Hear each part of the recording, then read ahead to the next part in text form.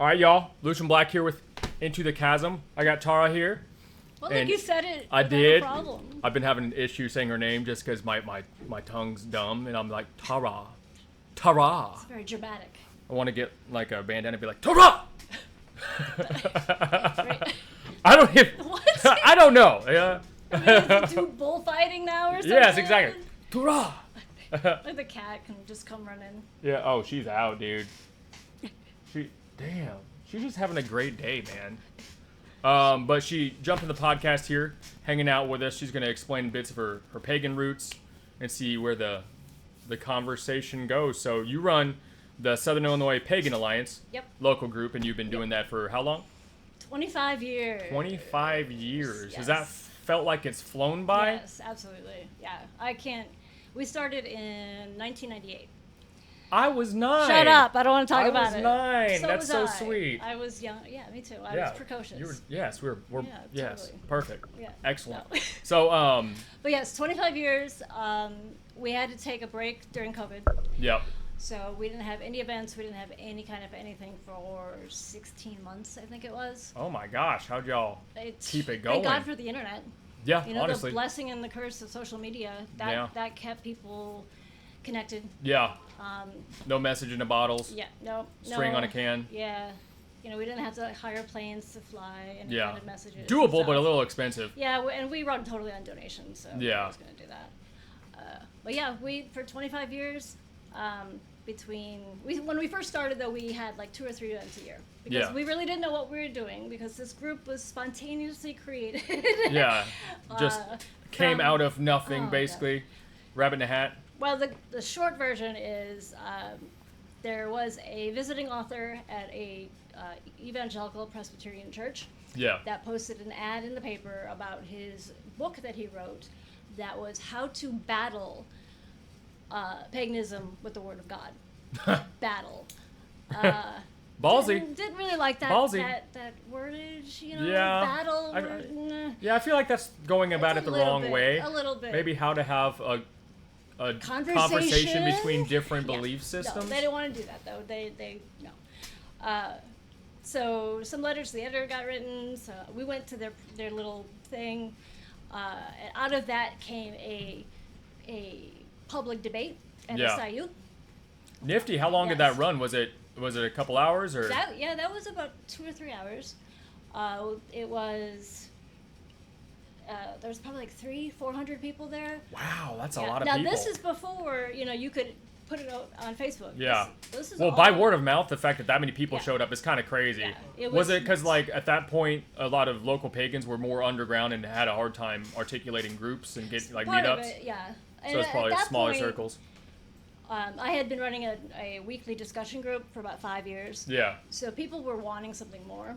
Sure. And it's a college campus, so anything that is going to challenge people to think, they're interested in. And it was supported and sponsored by the history department. Oh, that's killer. Yeah, we had. That's cool. So they got involved too. Yeah, but. but dot. So my business partner and like my mentor was the one who actually was the guy who got on the stage to do the debate. Yeah. Because he had all the names, all the little letters behind his name. Yeah. He was older than I was. I was 20, looked like I was 15. Oh, you were a baby. Yeah, so it didn't have quite the same thing if I got up on the stage instead of him. But he made up the flyers and the promo. And he just threw this name on there, Southern Illinois Pagan Alliance. Didn't exist. The group did not exist. Really? Nothing. He just pulled it out of his ass, put it on the flyer, No and kidding. then I'm getting phone calls, people asking, "So what's this group? What are you all about? How do I get involved?" And I had How to long be have like, you guys been established? right, And you're like, so I tell people, like, you know what? Let me call you back. yeah. And then I called Don, and I'm like, what the fuck did you do? Because now you created something that people want and need, and you named it. You pulled it out of. You son of a created bitch. it. What are we gonna do with I this? am cursed now with this name. So that's how we started. Or blessed. Yeah. Both, yeah. That's how cool. we started. And like for something that actually was created in such a chaotic way, with no foresight, with no planning, with no even like thought of what's going to happen after. Or even resistance, really. Nothing. It's just boom. When you rolled with it also, which is, I mean, open-minded Yeah. and kind of, you know, and embracing. community-based too. Even though Yeah. the debates and stuff we had were at SIU, the organization we decided afterwards that was definitely going to be community-based, not Yeah. college-based. Yeah. And so, yeah, we just, for the first couple of years, we had 2 or 3 events a year. Mm-hmm. And we sort of had people who were meeting like once a month to try to plan events. It was very like chaotic and kind of Sporadic. disorganized. Yeah. Well, yeah, and and- since it was so young, it was going to take some time for you to, like, figure out the schedule, what it Yeah. works. And what we wanted to do and not do. One of the biggest thing is that this was public. Yeah. Like, this is not going to be hidden. This Yeah. is if So everything's transparent. absolutely, and that it's open to everybody. Yeah. So if people who want to know what paganism might look like, they were completely and welcome to come and check it out. Yeah. So we always, and still to this day, we have people who come who just want to see what we do, what it's Random all question. about. Do you know if anyone recorded that debate? Yes, You have know- it. you I have it? Absolutely, yeah. What? You need to send Yeah. me some of that. I would love to watch Yeah, that. Little I have baby it. you? Mhm. Yeah, I'm at the end of the thing. Yeah, it's hilarious. I Oh, look, kidding. yeah. Was no, the, no tattoos. I'm like a tie-dye tank top. my So you were hair just all in over college, it. young in college at the time? Yeah. How'd that debate go? Did you, was Great. it, so was he Yeah. respectful? Oh, yeah, it was absolutely wonderful. Oh, yeah. cool. Just No, it bad was wording great. for the flyer. Right. Well, not Yeah. bad wording, just no preparation. Yeah. But having that, and there were like 2 or 3 more other debates after the initial one, because the history department got kind of interested, and the Yeah. other ones weren't as popular. We had Father Roger Carbon from Mount Vernon was our like mediator, I guess. Yeah. And Referee. and basically, but yes, I do. I have this on DVD. Cool. You're welcome to copy it or if you want. It's a pretty bad recording. Well, I mean, if it was, you said 98? Yeah, Yeah, I mean, it's, yeah, it's yeah, pretty I bad. get you. Uh, That was pre-Razor phone. yeah, that was pre all of it. Pre-all camera of it. phones. I mean, text messaging was No, that even a no, thing yet? No, nothing. None of this was. They just had chisels and rocks. Right. Yep. That was And it. pigeons that we sent messages to. Flyers. I don't know how you translated the tablets to DVD, but good for you. But I do have it. It's very bad recording. One of the most interesting It's the things. content. Yeah, the two really interesting things that came out of that debate. 3 actually. One, Reverend Burke Shade was his name. That sounds so pagan on its own. But by like now, Burke like Shade, like Burke shade. Burke Shade. Burke? Yeah, I want to know the origin of the word Burke.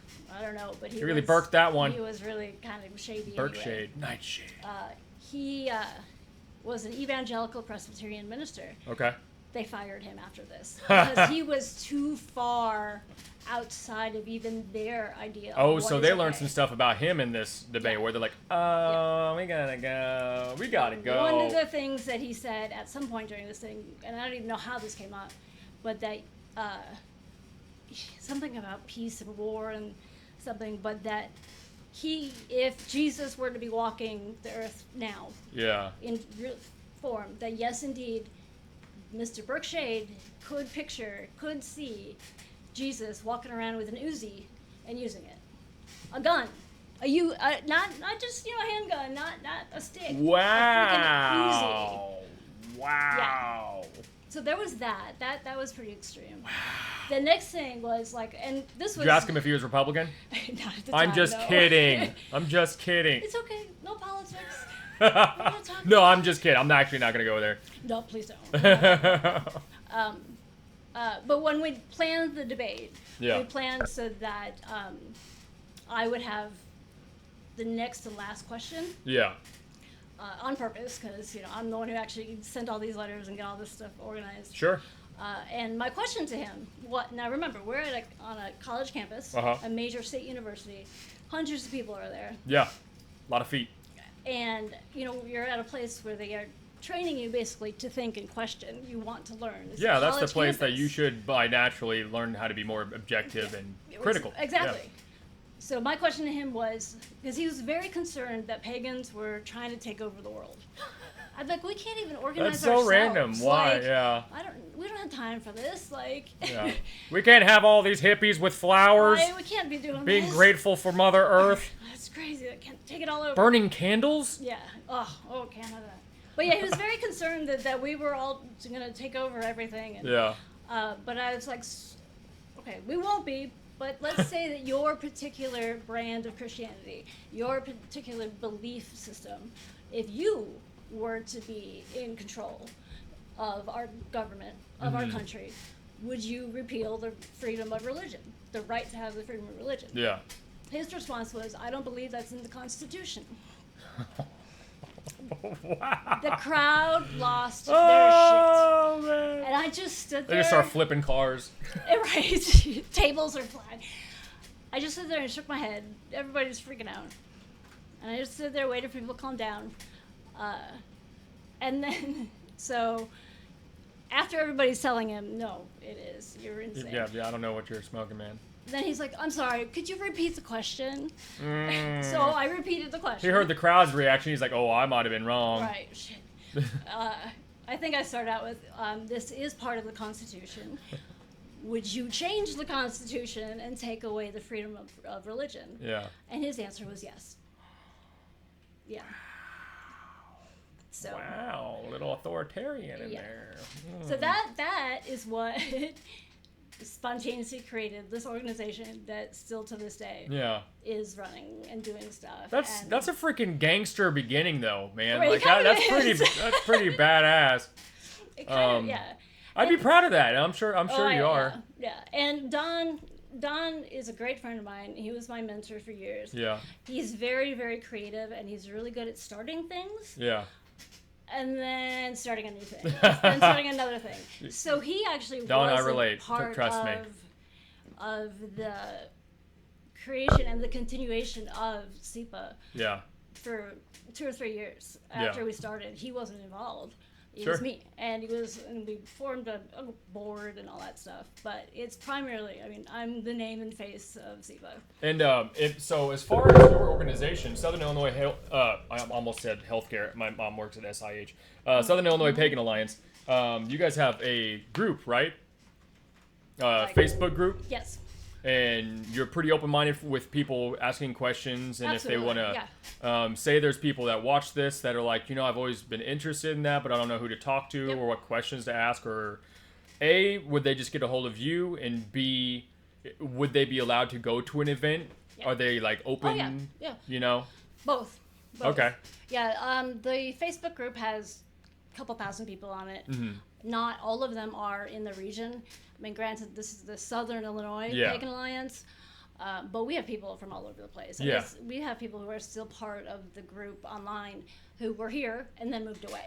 Yeah. But they're still. Well, yeah, that makes sense. Life happens. And if they come back, like a lot of times people move back. Or if they come to visit, they can come to events. So pretty much you do not have to be in Southern Illinois to join the group, which is a public Facebook group, which again is really important to make people understand that this organization is public. Yeah. If you are not okay being associated, even like indirectly with pagan the public group, and heads your up. grandma's gonna see you at these events. Exactly. They're taking pictures. That you're on this, that's how you keep transparency in the first place.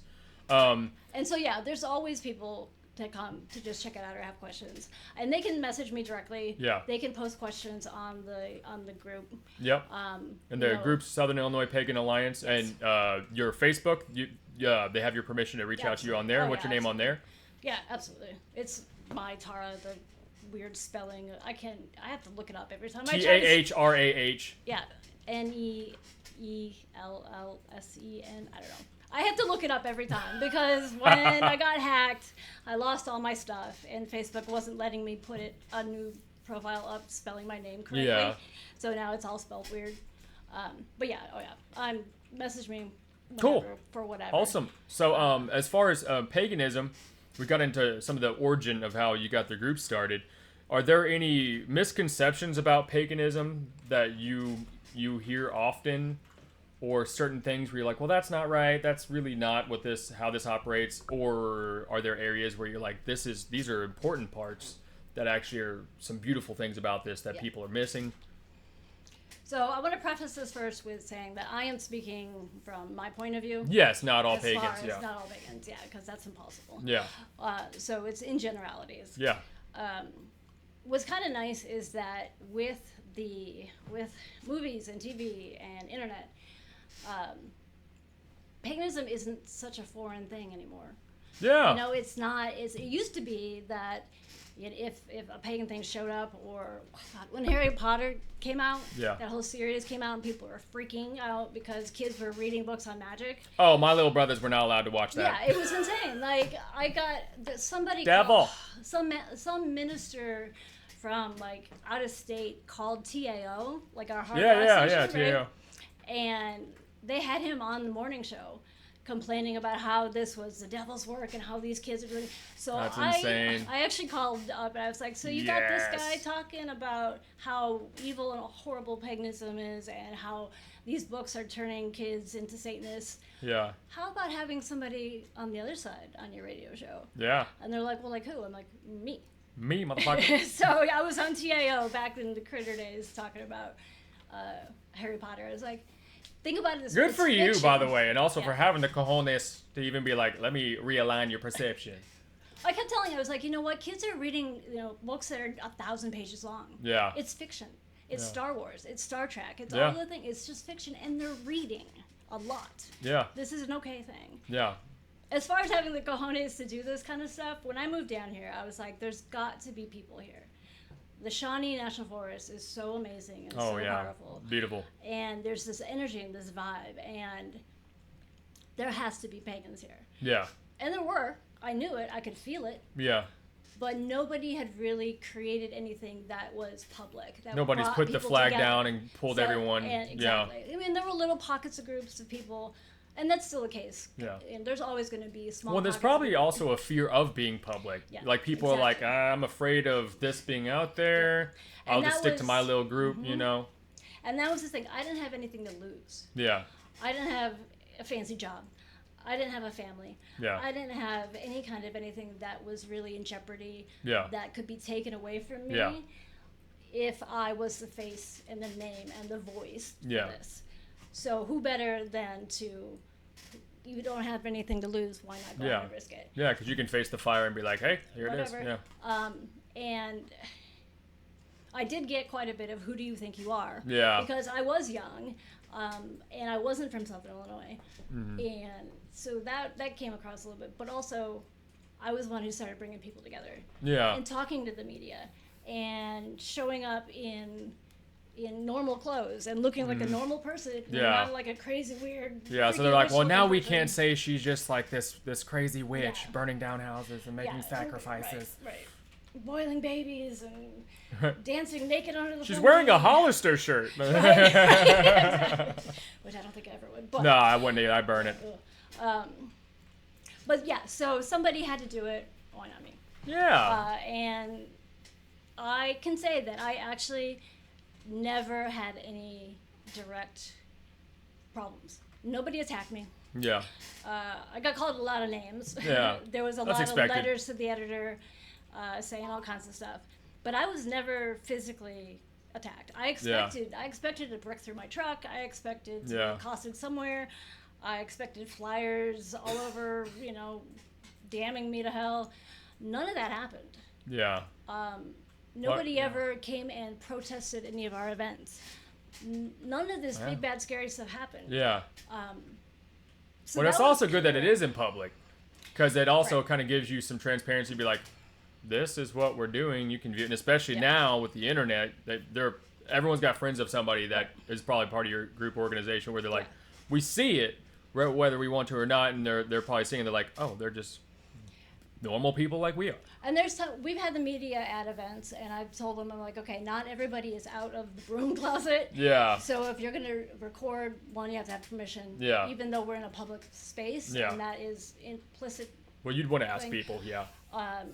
And if we've had one or two times where the TV crews were there, and I was like, you can only do so much, because we've got people who are afraid. Don't be doing too much.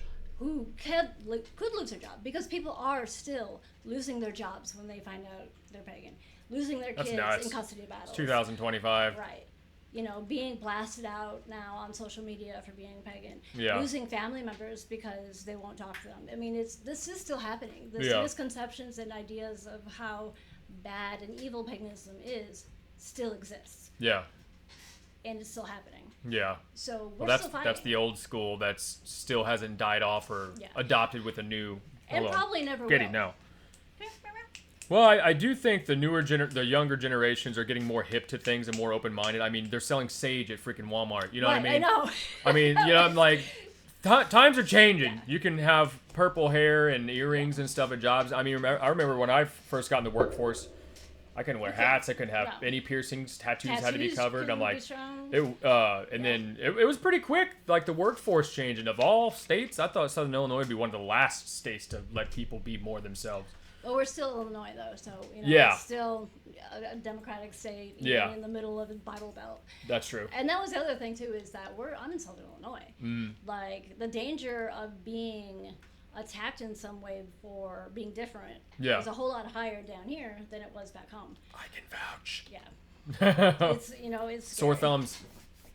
But good for you, man. I mean, because I'm already sure, because if it was a bad organization, bad nature or something, you would not hold people. 25 years. 25 years is crazy. That means you've held people and it's still expanding. Yes. That means there's a lot of love and good energy in there. And we've had our ups and downs. Yeah.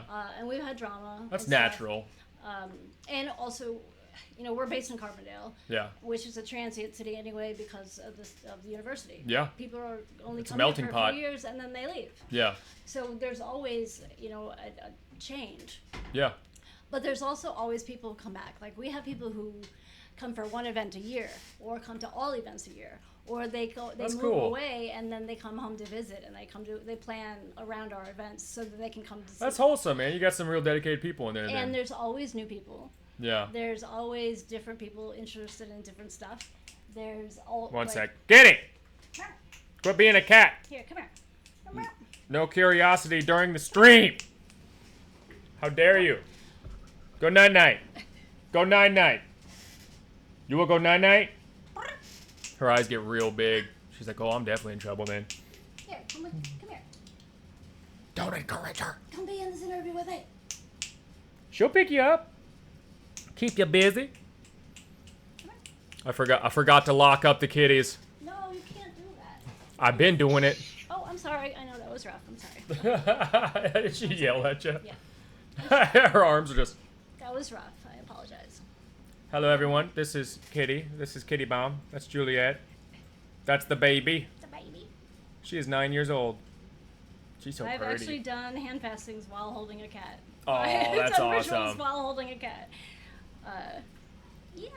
But yeah, so the group has changed, you know, some. Yeah. But the focus, when we finally figured out what the hell we were going to do with Sure. this named group out of nowhere, is community education, Yeah. is for people to be able to find community, to find people like Yeah. them that believe like they do, to be supported in that, Well, yeah. to be protected in that. Well, yeah, and you're making a also just family for people that maybe don't have any. Exactly. Yeah. And also Wholesome. to learn by doing and learn by watching. Yeah. All our events are run by different people, Yeah.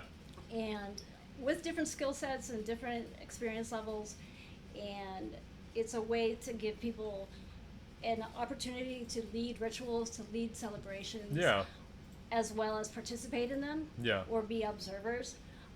You know, it takes some guts to be able to get up in front of 50, 60, 70 people Yeah. and lead a spiritual experience. Yeah, and actually really be in that and believe the words you're saying. So it takes, you know, and sometimes I have to really push people Yeah. out of their comfort zone and to step up to help, Yeah. because this is not a coven. This is not a group run by me spiritually. I might be the leader. Yeah. You know, I'm the president of the group or whatever word to use. Yeah. But this is not my circle. Yeah. This is not my. This is not me, this is we. This is exactly. Yeah. Exactly. And I've done them all. I've done all, like, if somebody drops out or nobody will do it, I can step up and go ahead and lead that ritual without having to do a lot of prep or anything. But that's Yeah. not the point. Like, I'll put my foot down and and kind of like pull rank. Yeah. For like one for Samhain for our Halloween. Yeah. Thing. That is the only one that I will. No. So do you do rituals per season and for events? So there is something. Are her eyes open? Yeah, she's just looking down, but I think she's really comfortable. There is what's called the Wheel of the Year, and it's broken into 8 different. Wheel of the Year? Mm-hmm. Okay. It's broken down into 8 celebrations, which follow the way nature and the seasons go. Yeah. So there's 4 major events, and then there are 4 like minor events. Baby events, big events. Yeah. So we do all 8 as public ritual. Yeah. And so, for instance, the one we have coming up is for Lunasa. Which You say that slower. Lunasa? Yeah. Okay. Celtic words are fun to say. Thank you. Also That's called pretty. Lammas, which is... You said hummus? Llamas. Llamas. Like llamas. Like llamas? But with not any animal fur. Okay. Yeah. Which is the first harvest. Okay. And it's the first of 3 like harvest celebrations. So the Wheel of the Year and the big celebrations that we host follow what's going on in nature. Okay. So it's really in tune with nature and the changing seasons. Yes. Okay, so you're really connecting with nature and that's the base of what paganism is. Yeah. Paganism, I will tell people, is any earth-based spiritual practice. Yeah. So all kinds of things fall under that. People are always wanting to label themselves or give themselves a title or some kind of way, and that helps to explain what you believe and what kind of you're doing. Yeah. But it's not necessary. Like within paganism and within Wicca, there's a whole bunch of different types. Yeah. What is from your perspective, the main difference between Wiccans and pagans, right? So, yeah. So all Wiccans are pagan, but not all pagans are Wiccan. Yes. Wicca is the religion of witchcraft. Wicca is the religion of paganism. Yeah. Wicca has more of a focus on ideas of divinity and deity, god and goddess. Yeah. Paganism doesn't necessarily have that. It does, but it doesn't have to. Yeah. One of the things about this whole spiritual path is that we don't have... Oh, here we go. She's laying down. She's very sheddy. Sheddy Go spaghetti. home and be like, yep, I cheated on the cats. Yep, again. how dare you. Sorry. Who is she? Right. Yep. I'll have to explain something. This is my house now. My cat's gonna be like, God damn it. Why do you keep doing this to us? Anyway, what was I saying? On point. The difference between Wiccans and pagans. Yep. And you were saying that specifically that theirs is more rooted in divinity and entities, gods, goddesses, and then that you guys, could be involved, but not necessarily the default, if I said that accurately. Okay. Yep, you did. The idea, that's what I was saying. Like we don't have a book. We don't have a thing that I can give you. Say, okay, this is what we believe, what we do. This is the OG, OG, rules, and this is what it's all about. Yeah. Paganism is a really like a self-created thing. Yeah. So it's a very experiential thing, also. Yeah. Like I encourage people all the time. If you have an opportunity to experience some kind of spiritual something, do it. Check it out. Give yourself that thing, because who knows what's going to happen. Yeah, for sure. Like we are not. Most pagans are about. We only go to church on Sunday. Mm-hmm. No, paganism is also really about being connected to spirituality, being connected to the divine, being connected to something bigger than we are, and being able to have that connection directly. Yeah. We don't have to go through somebody else to get. You have to go to God. you don't have to go to a building to be like, now I got it. Right. Yeah. You don't have to go and talk to some guy that will talk to God for us. Yeah. No, you don't need a translator. You're translating in real time with your nature, your reality, your god or goddess. Yeah. Okay. And there's also, there's things to learn for sure. Yeah. And there are things you should know, and there's tons of information, but also nobody's going to be sitting here forcing you to do that. You have to choose to go ahead and take that path and put that energy and effort into learning. And that's something some people really, really like, and some people really don't. They need They want direction. Direction, yeah. They want, okay, you do A, B, C, and D, and that's it. Yeah. And some denominations within paganism and Wicca do have that. They have that structure. And there are classes and workshops and study groups and programs and all this to learn all these things.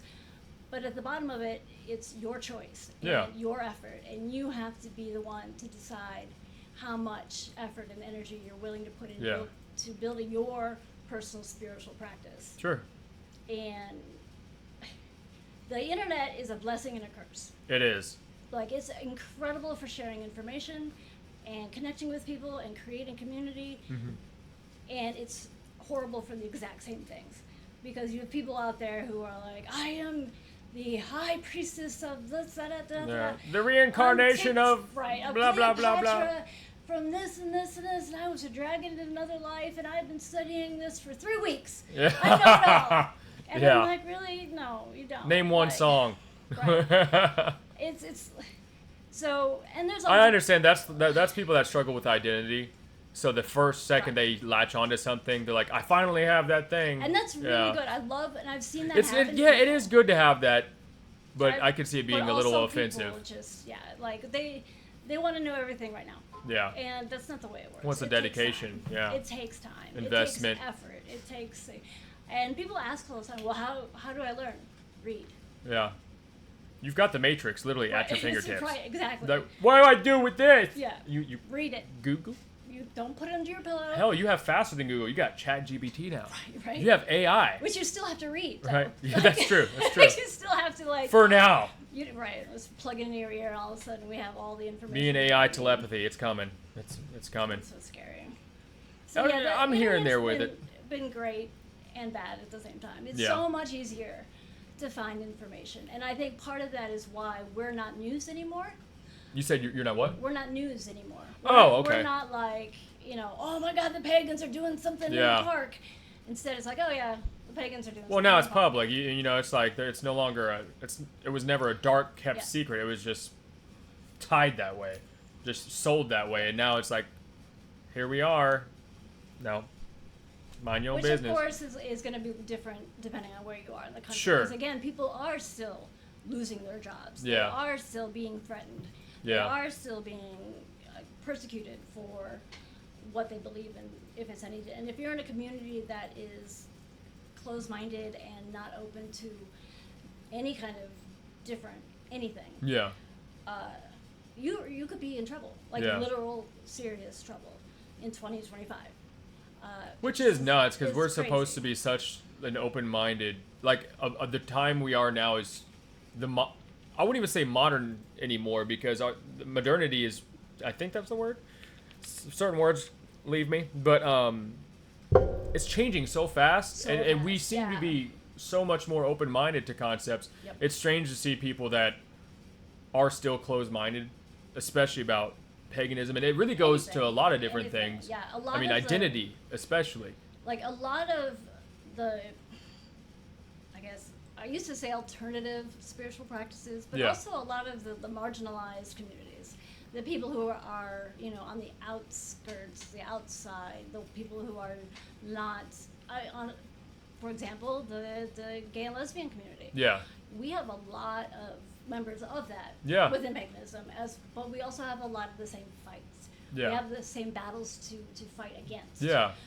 So a lot of those kind of alternative, which is not the word I want to use, but communities tend to band together to help each other. Sister communities, brother communities, to help to create that network and that support. Yeah.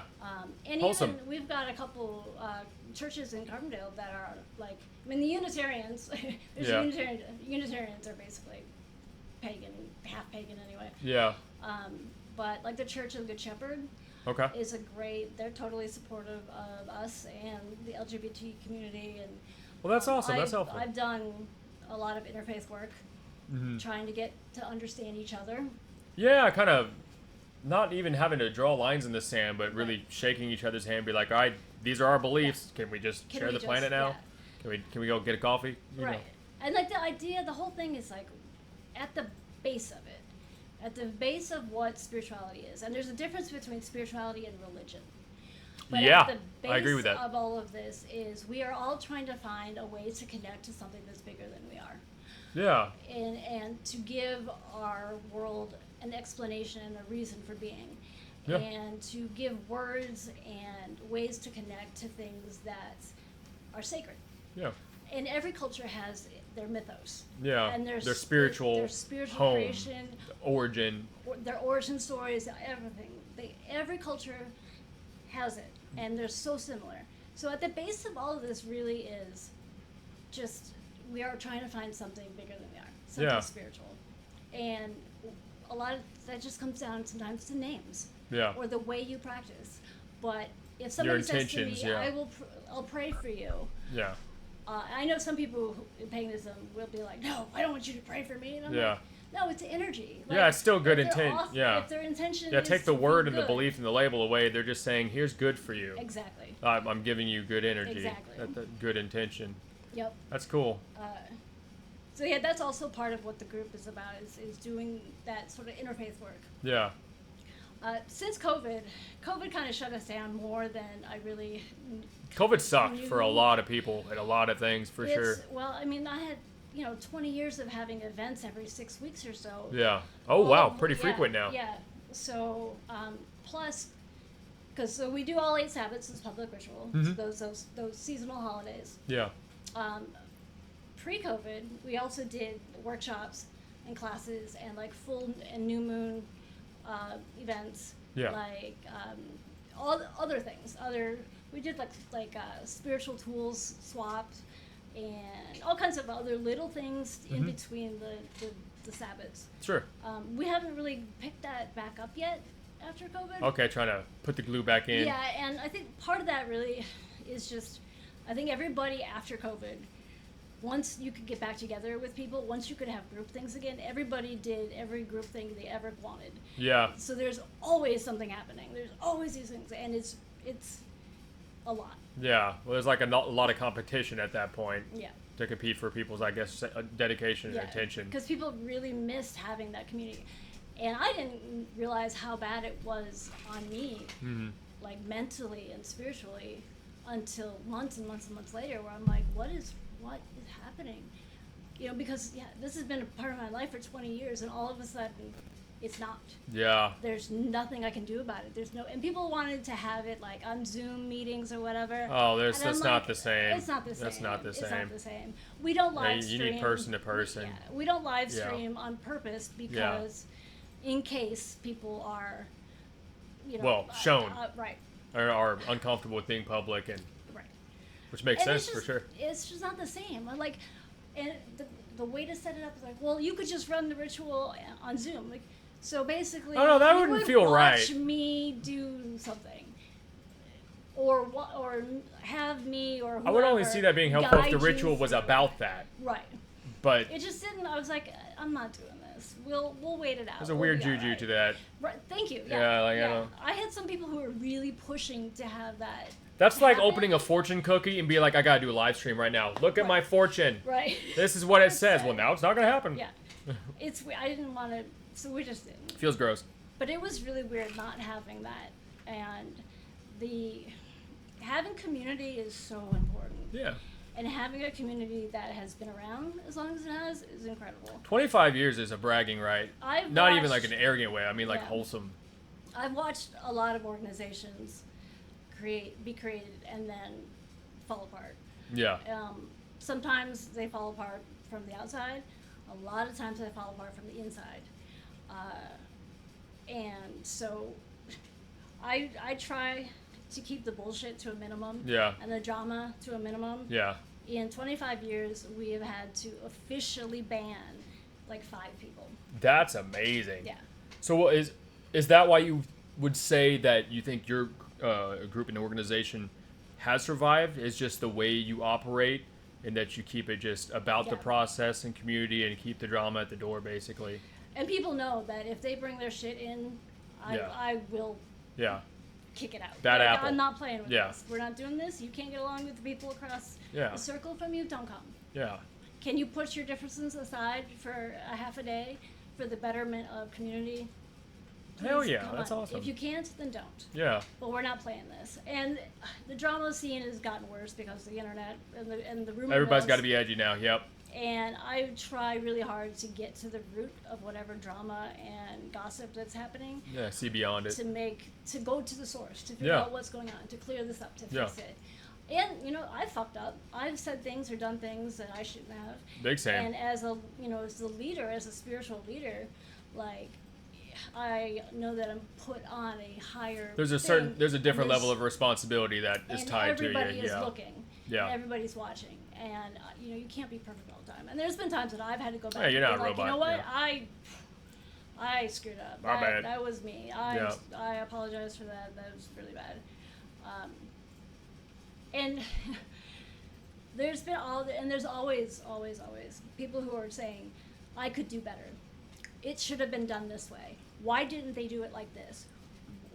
Who does she think she is? You got 25 years. And that's what and my response to that is like, one, we've been here 25 years. Yeah. We must be doing something right. Yeah. Otherwise, I must be it doing wouldn't have something worked. right. Yeah. Because, you know, I'm still the name and face. Is she getting her hair all over you? Yeah, she's shedding all over me. She is a very sheddy Gonzalez. Oh my God, yeah, she's got you. That's fine. All right, future podcast guests. We'll be locking the kitty up. No, I want the kitty. All right, it's a worthy I want sacrifice. the kitty. You might have to get some cat hair on you. That's how I always have cat hair on me. Like, come on. Big same. And raccoon fur. And raccoon. Yes. Do raccoons shed? Yes. I never Not thought like about this, that till now. Yeah. Nobody sheds like this cat. Short-haired cats shed the. I know. She loves it.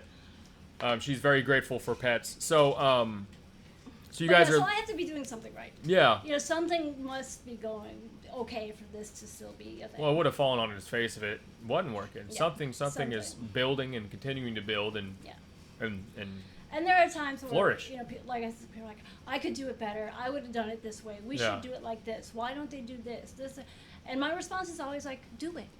Yeah. Try it. All you can Step be. up and do it. Yeah. I would love to see more things happen. Yeah. And I will support you, and I will help promote. Yeah. You know, I have never told somebody, you come to SEPA events, you cannot go to something else.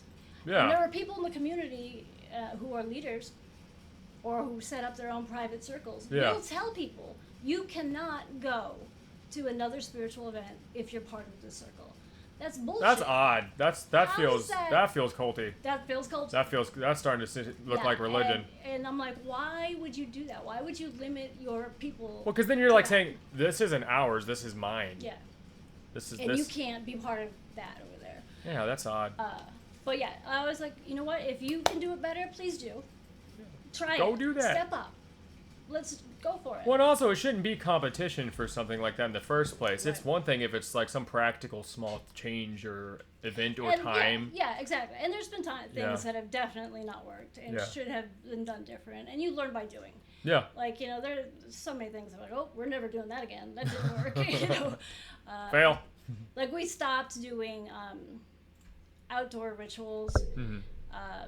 We used to do all of them outdoors. And we stopped doing that for a while, but we kept trying to do Samhain, which is Halloween, outside. And I was so stressed out for the weeks before that because the weather in Southern Illinois is totally It's everywhere, man. And especially lately. It could be 50 degrees. It could be, you know, minus 10 with a foot of snow on the ground. Mm-hmm. And to plan for something outside and then have to change it at the last minute because the weather went crazy. That's stressful. Like, it was too much. Yeah. I just couldn't do it anymore. So we do those inside. We do half of them inside and half outside. Yeah. And I know some people disagree with that, and I understand. But also, I'm not doing a ritual in the middle of winter outside anymore. Well, also, they can start their own organizations, you know? Exactly. And some have. We have Facebook. We have all these ways to do it. So and our stuff is free. Oh. This is another thing. Yeah. Our stuff is free. We used to publish a newsletter, and so we had like a membership fee, which was super cheap. Mm-hmm. But you got like the newsletter sent to you, like a literal paper newsletter that was printed out if you were a paid member. Yeah. And then we would have a weekend retreat every year for paid members, and that's how we kind of promoted being a paid member of SEPA. Have you guys started a website or anything? We did. It fell down. It fell apart when I lost all my freaking shit. Are you looking to do another one, or is it like you guys are already pretty I think full with what you're doing and you don't need one? I need to do Instagram. I don't know, man. Instagram's, in my opinion, I think Instagram's going to be done in a couple I don't years. really understand it somehow. Well, they got bought out. Uh-oh, I think my phone just died. No. What? How did my phone die? Uh-oh. Hold on, y'all. We got to do a pause real quick. All right, y'all. We had a temporary thing. My phone died, which is part of my recording thing. So we're going to jump back into what we were talking about. We were still talking about SEPA. And that's how you say it, right? I say tomato, it, tomato. SEPA. Most people say SIPA. Yeah. Which I think is actually probably the more phonetically correct way of saying it. Yeah. Southern Illinois, SIPA, but I'm from Chicago, so it's SEPA. Ramen ramen. It's all good either way. Whatever. Yeah. But you were talking about that that it was free. That our events are free. Yeah. All of them.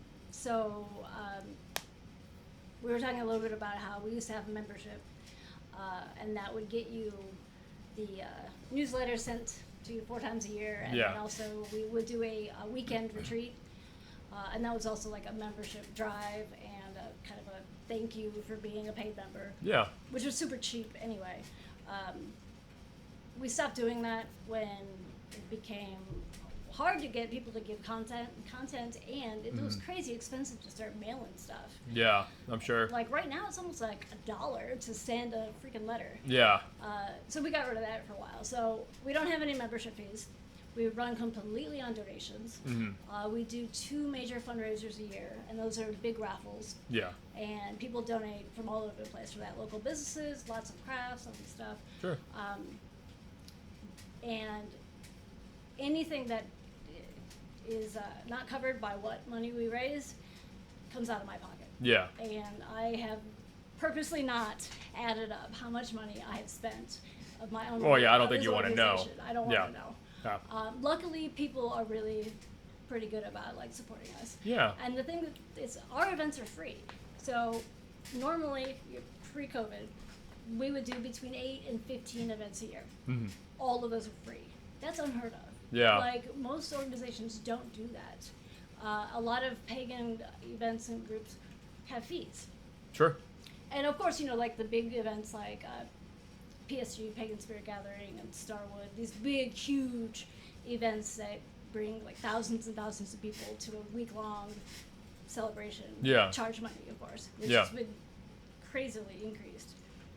But as far as like a regular organization doing regular events that are free, it doesn't exist hardly. Yeah. So we have people who donate. Well, that sounds to me like you're more focused on the meaning and the people.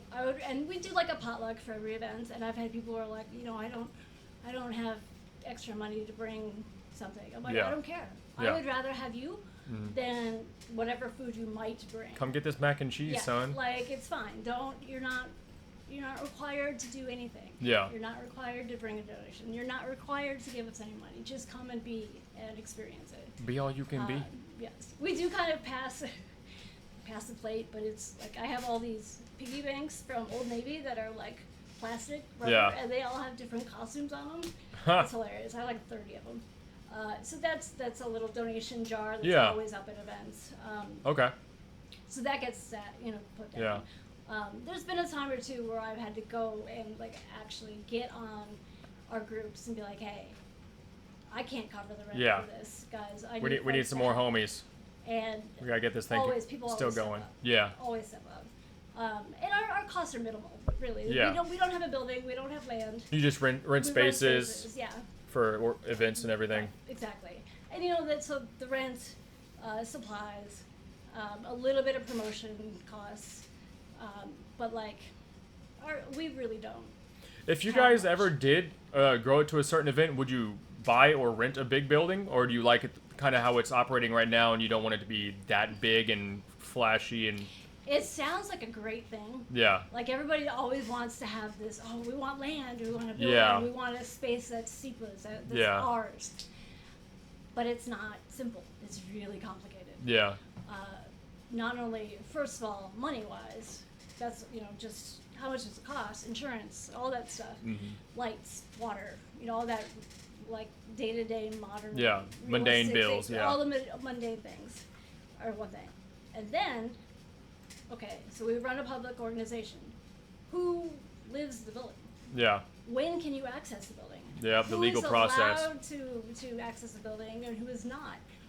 What groups can use the space? What groups can't? Why?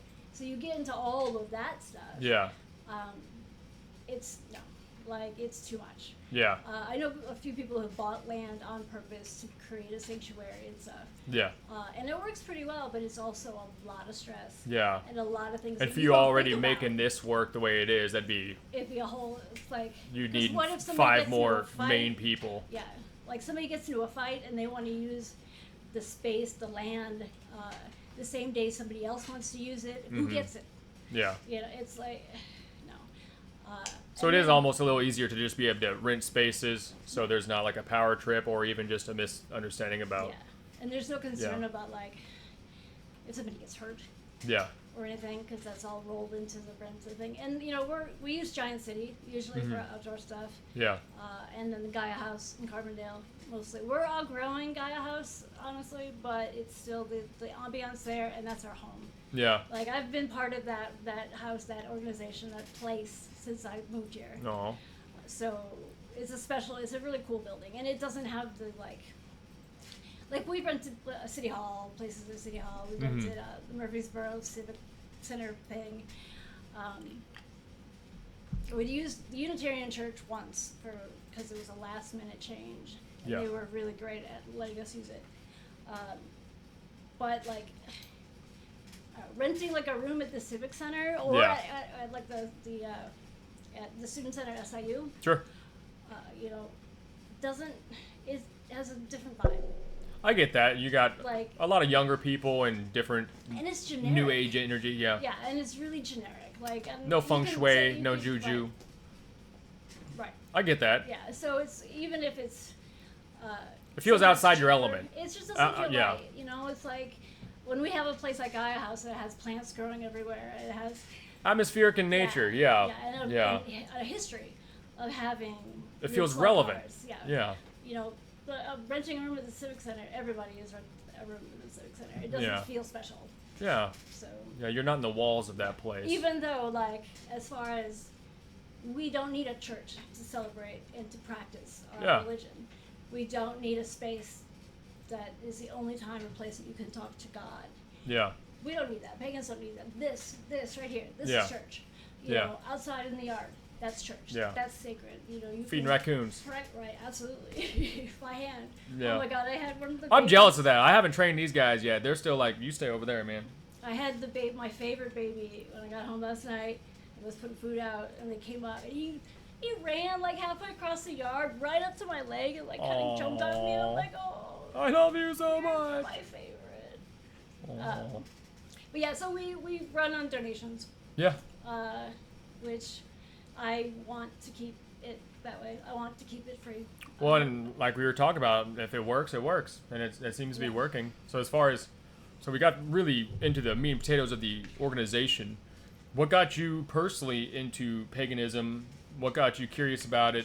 Was there like somebody that got you into it, or you just kind of stumbled upon it and you're like, this makes more sense? Yes. Excellent.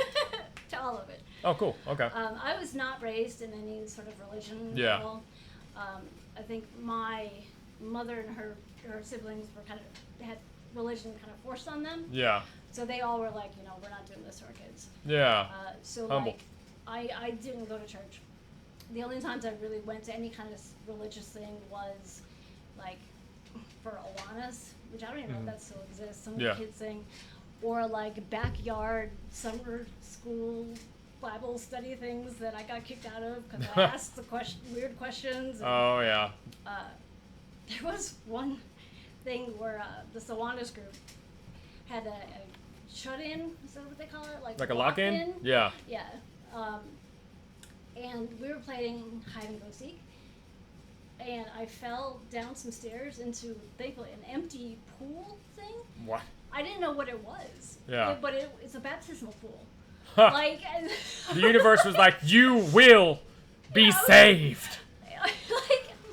But it was empty, so Like, if I would have fallen into the there was no blessed water? There was no blessed water. You're utmost unclean then. Yeah, you don't get this. No. No save for you. I was like 7. I had no idea where I was or what I was doing, or why there was like a tub, like in this church. It was very confusing. So I didn't have any background, hardly at all, except for those kind of things. And all of that was just based on what do you do when you're 8 and all your friends are going to this religious, like, book club thing. And you weren't really feeling compelled to go to that either. No. And I remember asking questions, reading it, and like, none of this makes any sense. I don't know. Why? What?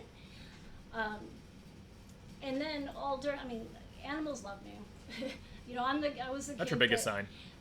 Yeah, it's huge. I was a kid that, you know, the cats and the dogs would follow home. Yeah. You know, I was the one who would bring in, like, random animals and be like, can I keep this? And my stepdad was terrified of snakes and wouldn't let me get a snake. So instead, I went and caught snakes and kept them for... I love snakes. Snakes get a weird rep for some weird reason. Yeah, no, my Chinese zodiac's the snake, and I've always had a weird connection to snakes. I love them. He hated them. He was terrified of them. So what do? I go find snakes and keep them anyway. He didn't know. They're adorable. Yeah. Most of them are super sweet, just a little introverted. Yeah. They don't come up to you. You kind of find them by accident. Right. They're not looking for you. But as a kid, I found them and brought them in. Yeah. And like I was always really into nature and all that stuff. But it wasn't until probably middle school-ish, maybe a little earlier, that I started trying to like find something that explained what I felt already. Yeah. And you'll hear this from a lot of people who, when they find paganism, they feel like they found a terminology and a set of words that help them explain what they believe. Yeah. Like, it's like, oh my God, there's actually a term for what I already believe and feel. You think it's because paganism seems a little more nature-based and natural that people have that connection to nature, kind of just falls into place? Yeah. And once you find the connection and the words to describe what you're already feeling, like, that's a huge relief. Yeah. You're like, oh my God, okay, I'm not crazy. Like, when I feel like a deep bond with the giant oak tree or something, you know, that's just, it's spiritual. That's sacred. You know, that right there, that is something divine. So once you find those words, then you can find the community. But then it was like all I could find were things on Salem witch trials and devil worship. Yeah. So it was when I finally found what was like an old book talking about art with witchcraft and stuff. It's a beautiful book. And I was like, this. Or Native American traditions. Like, I read a lot of stories and... hi, come here. Don't go back there. That was easier to find. Yeah.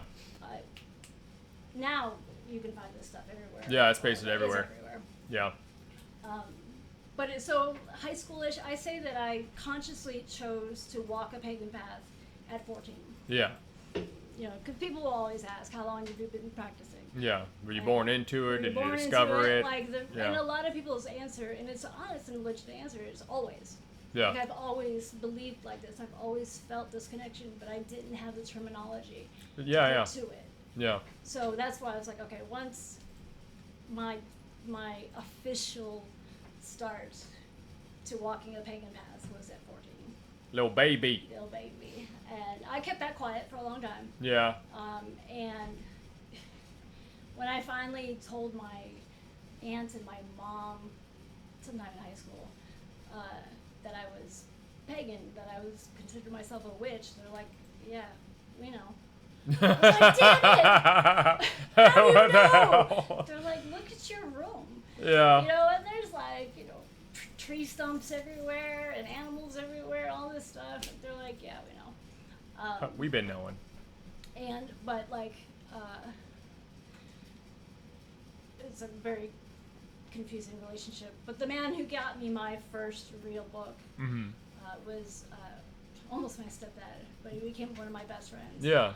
And once you finally have that something to help you, then it just leads you to another thing.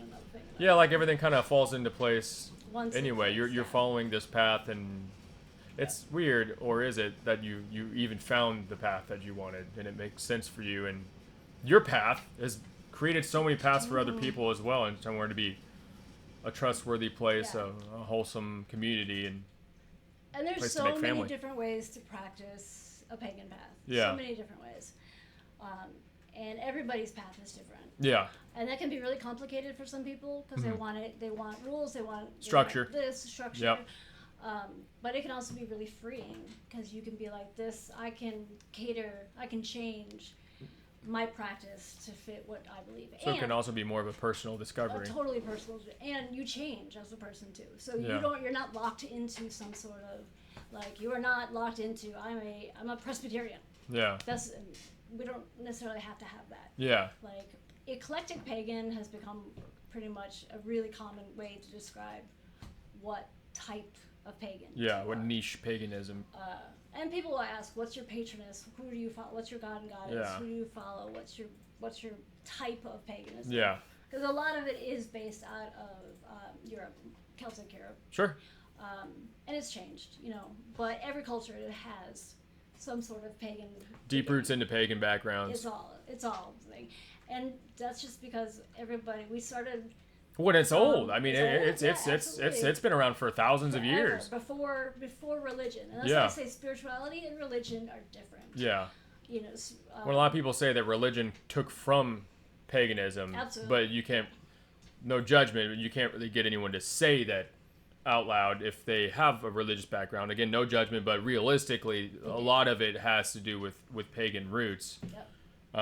And a lot of things were changed and manipulated and done by threats. Yeah. By you will change, you will adopt, you will become this instead, or you're dead. Yeah. Literally by the tip of a sword. You convert or you're dead. And so a lot of the beliefs and the practices went underground. Yeah. And that has been part of the problem of letting people know that paganism is not bad. It's not evil. It's not devil worship. It's not anything. Because people are like, well, why is it quiet? Why won't anybody talk about it? Well, because people won't let it just be open yet. I mean, we're close. Right. I would say we're it's a pretty close. open-minded, at least in America right now. It's way more open-minded than it was even just 20 years ago. Absolutely, yeah. But it wasn't always like that. Like no. You were dead if you were labeled something other than what was normal. Well, even in school when I was a kid and even high school, I mean, I don't think I'd met a single person or that was even vocal about being pagan. Even at that age, people had their own beliefs. But now I've heard kids are openly pagan, and it's which is awesome that people are allowed to have their own belief systems now, and it's becoming more. There's a bloom happening between a lot of people. That people don't have to feel as afraid to expose themselves, their beliefs, their identities, all this stuff. Yeah. So as far as like rituals and your way that you operate things, what is your process when it comes to saying you're doing a ritual? Would it be specific, like say you're at a job, you're looking for a raise, or say it's like you want to meet a good friend, or you're looking to have a closer connection to some divine being or nature itself? So all of that is going to have a huge variety of ways. Yeah, just interpersonal with the person that's studying paganism. Right. So it's really hard to speak of... Yeah, because there is no, like you said, no individual book or thing. Right. Okay. And Wicca believes in the law of three, what you send out comes back 3 times. Yeah. And they do not believe in basically manipulating or cursing or hexing people. Yeah.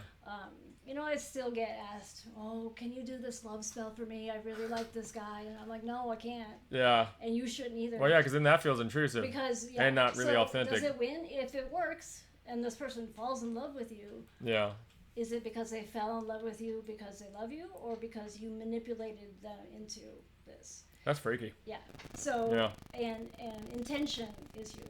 Yeah. Intention is huge in our thing, and the idea of spell casting and creating spells. I mean, it's all energy. It's all focused. So does it tie into the concept of manifestation? Absolutely. Yeah. Kind of synonymous, I would say, in a way. Yep.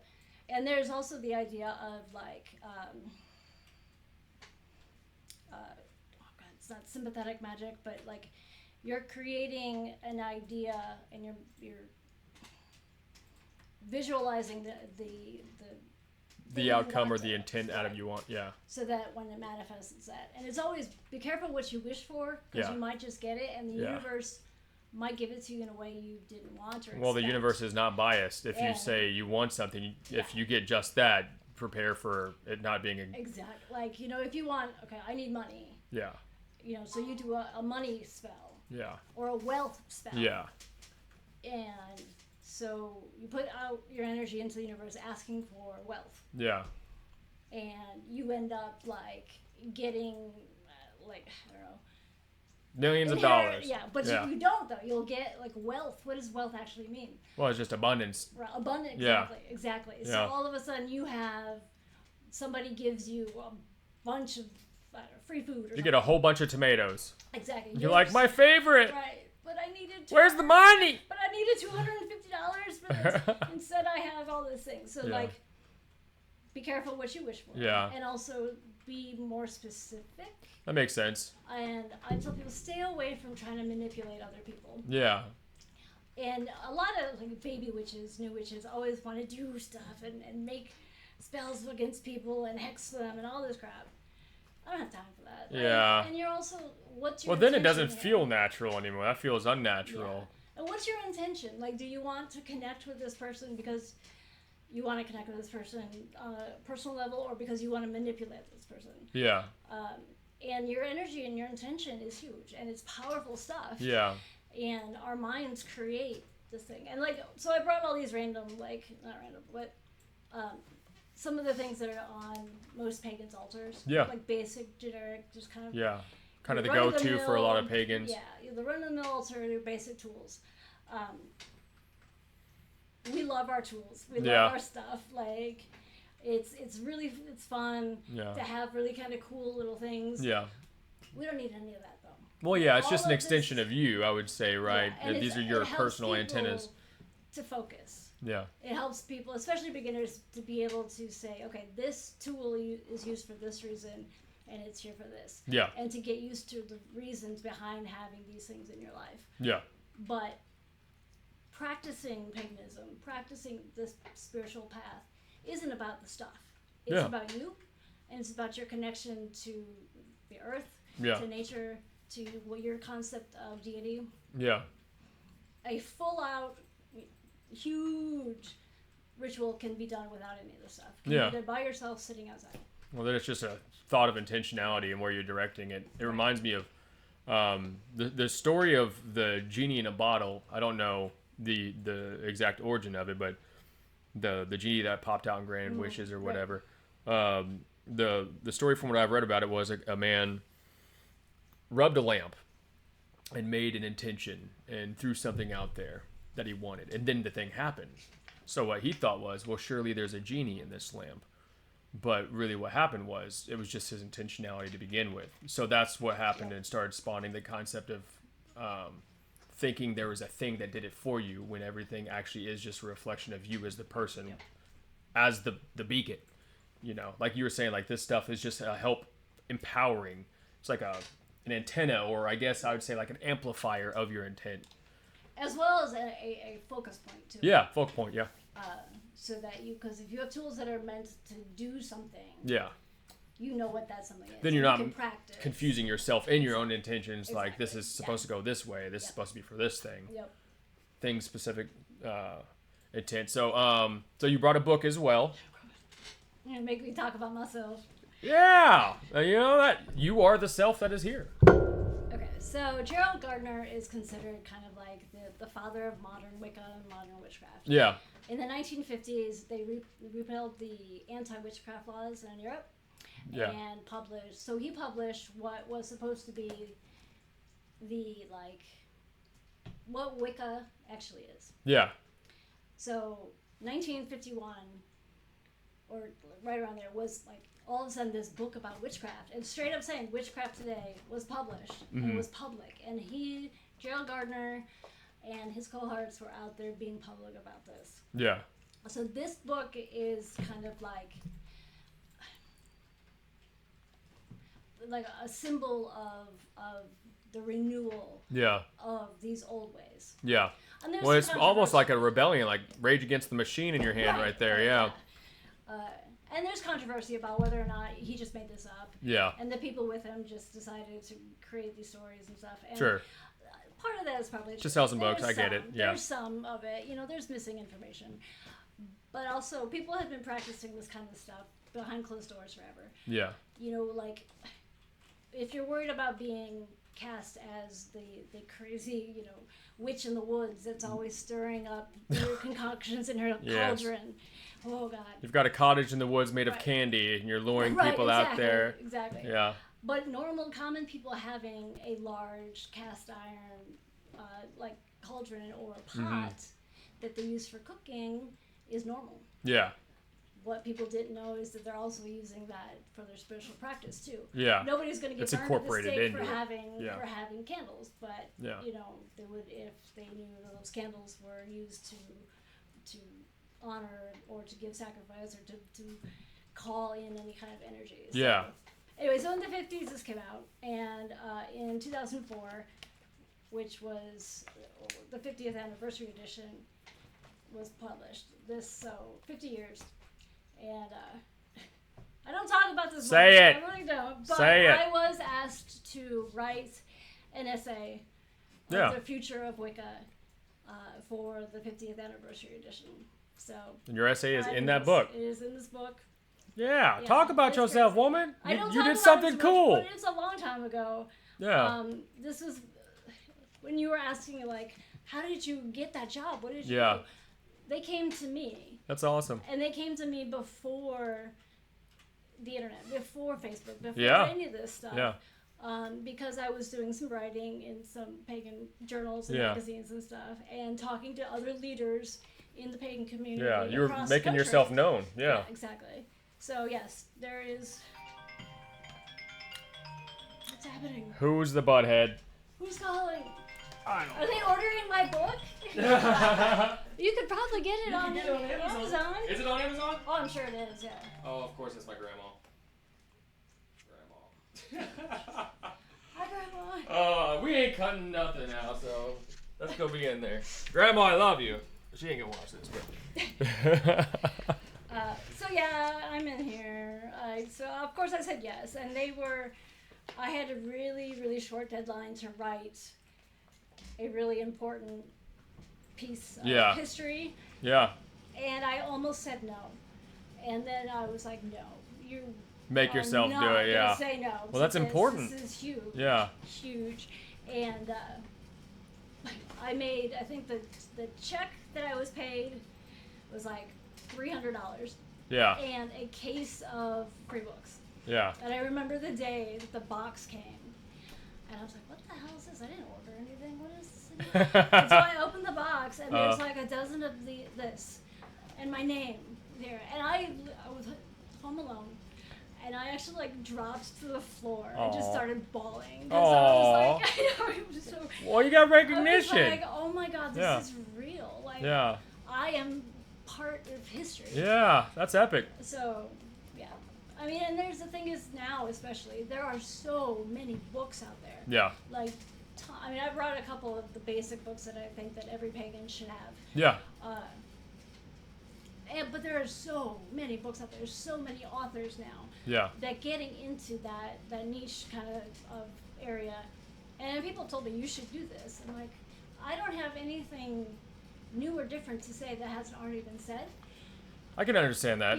Like it's, the market is. When you're not selling anything really. Like you are an authentic, in the person. I mean, I could talk about, if I were to write a book about anything, it'd probably be about community organizing and what Zipa did and how it did it.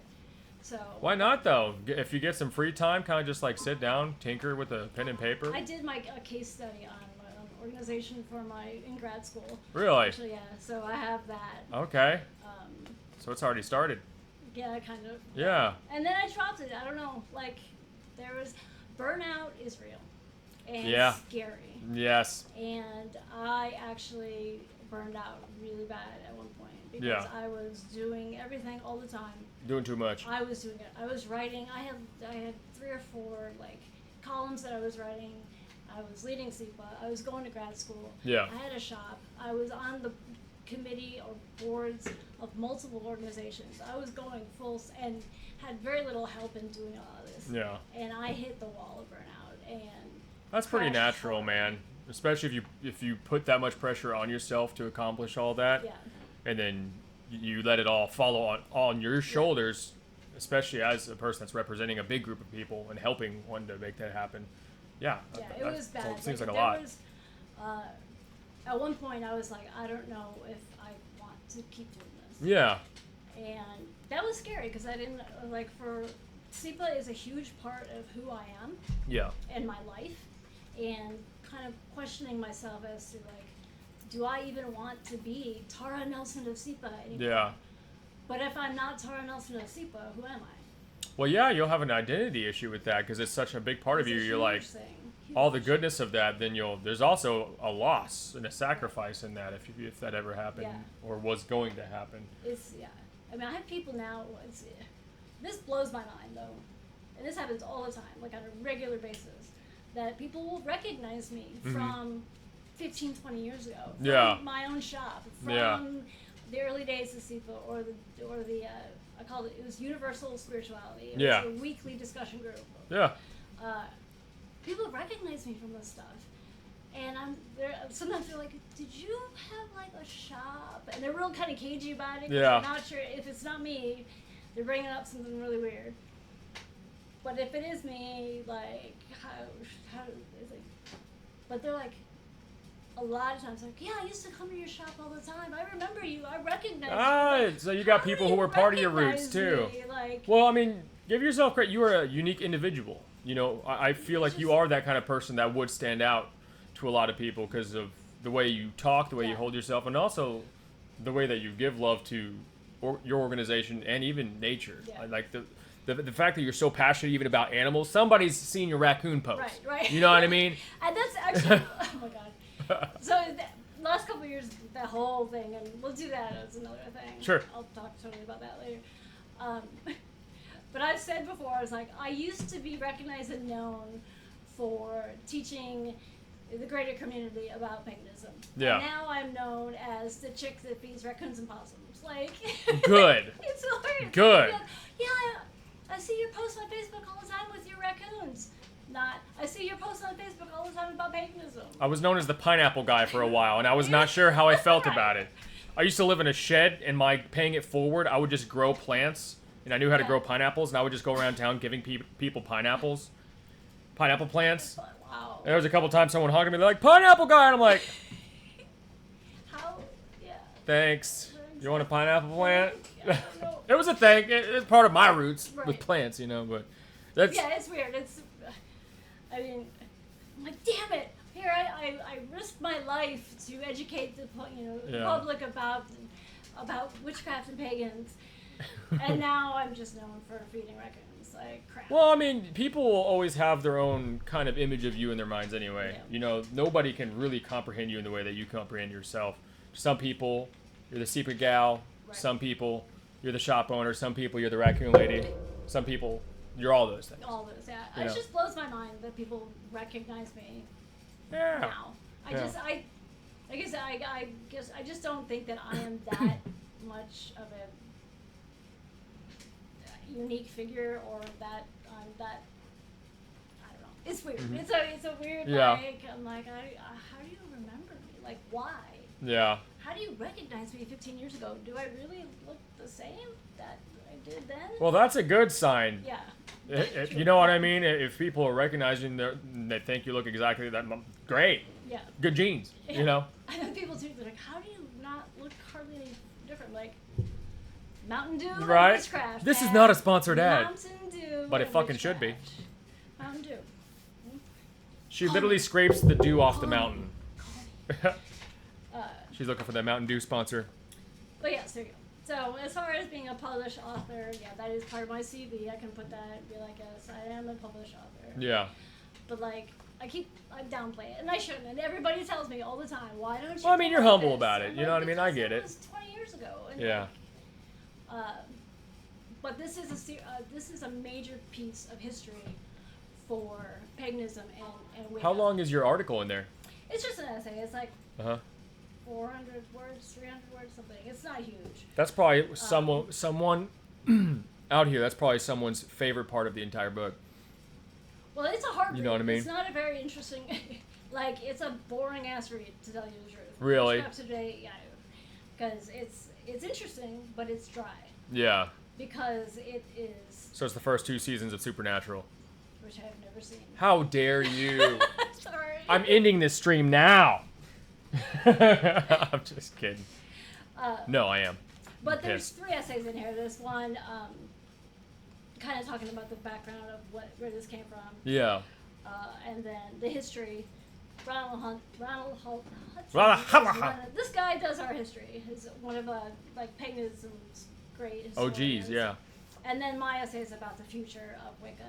Yeah. So, yeah. And that's on Amazon? I would assume so. All right, Witchcraft Today. Witchcraft Today, Gerald B. Gardner, the 50th anniversary edition. Nasty. I assume it's, everything's on Amazon. Whether it's still in print, I don't know. But it's definitely the internet's a big place. Yeah, it's out there. All right, so I'd say let's get into all your what would you call these? Your items. These are just the tools. Manifestation tool. The tools, the basics, the things the object. focus, yes, the altar. We have, like most any religion, really, you have a focal point. You have some place that's sacred. You know, churches have their altars, so do we. Some people's a field or a certain creek or. Right. A lot of pagans have like a central altar, which is a basic focal point where they can also do all their kind of focus their all energy. their juju and energy goes into. Yeah. That'd be my library. Have altars everywhere. Yeah. My house is basically one big altar. There's spiritual stuff everywhere. Hell yeah. Like, seasoning. And it's my decor is what is it? The whole cottage core thing now is more like random shit I found in nature and some skulls and. Cool. Oh yeah, there's skulls and bones and. What's on your walls? You got art? Some art, yep. Yep. Yep. Not much. There's not really that much wall space. I got a thing about bones too. I don't know what it is. I've always made weird art out of bones. I haven't shown too much about it. I've literally got a box of bones. FBI has entered the chat. But just huge bones, small bones, just because I like making weird stuff out of it. My basement is filled with it. My front porch is filled with skulls. And there's 4 skulls. A friend of mine gave me. See, that's why we're podcasting here. Yeah. We can podcast. I'm just kidding. I'm just kidding. Everything I have is completely legal. Yeah. Shut up. So, but yeah, no, the house is filled with that, all that kind of stuff. And I have I do have a statue of Bast, the Egyptian cat goddess, which is like my primary deity. Because you got the connection to cats. Cat thing. Yeah. I do have a small altar set up for her on the fireplace. Cool. Other than that, I don't really have specific altars. I just have stuff everywhere that's sacred. Cool. So yeah, I just brought some of the things that you might find on most pagan Wiccans altars. Yeah. I don't know, do you want me to? Well, we got the camera right here, so you can just pick out individual items, and if you want, just maybe give a brief explanation of How about you grab something and ask me what the hell it is, and then I'll You got it. Since it's all over there. You got it. Run into the microphone.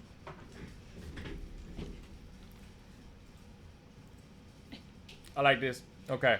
Explain, please. Okay, so there's 2 ways to say it. It's either athame or athame. Athame? Mm-hmm. Okay. Or athame. Okay. This is a ritual knife. Yeah. Most of these are meant to send energy, to direct energy. Yeah. Or to cut energy. Okay. So most blades are not sharp. Like this is not.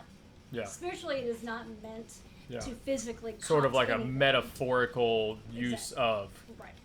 Yes. It's a way to focus your energy. Yeah. To direct your energy towards something through yourself and through the universe. Through an event or a connection, relationship, anything. Right. Yeah. Okay.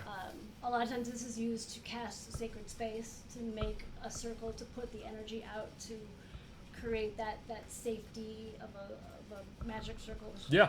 Boundary.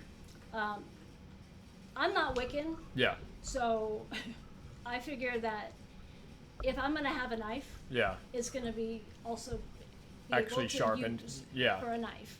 Yeah. So this is sharpened. Yeah. If you want to cut some beef jerky with your knife. Exactly. Yeah. If, I got to open a package or something. I got it. Yeah. But it's not really supposed to be sharp. Yeah. And this is made out of an antler because I consider myself kind of an animal witch. Yeah. So a lot of my what fits? You know what I mean? Yeah, is based That's in your animal thing. stuff. So, yep. Cool. So you'll find this. So, and then there's also that will go with another way of projecting energy, which is wands. Yeah. And everybody's so You got familiar crystal, with this yeah. now, through Harry Potter and everything. Of course. But again, this is another way to focus energy. And that's got copper as well, right? Yeah. This Wrapped is in copper? Wrapped in copper and silver and quartz. So this is Wingardium Leviosa. Is that insulting? I'm sorry. I know, it's fine. I could probably use a filter or two myself. I like the spirals. You apologize right away, so that's good. Yeah. And that's one thing, actually. If you do go into a house, a pagan's house, ask before you touch their stuff. Yes, I could absolutely understand that. If somebody comes in my room and touches my library shelf, it's full of all stuff that just ask. Don't just to me, reach over sacrilege. stuff. Yeah, here you go.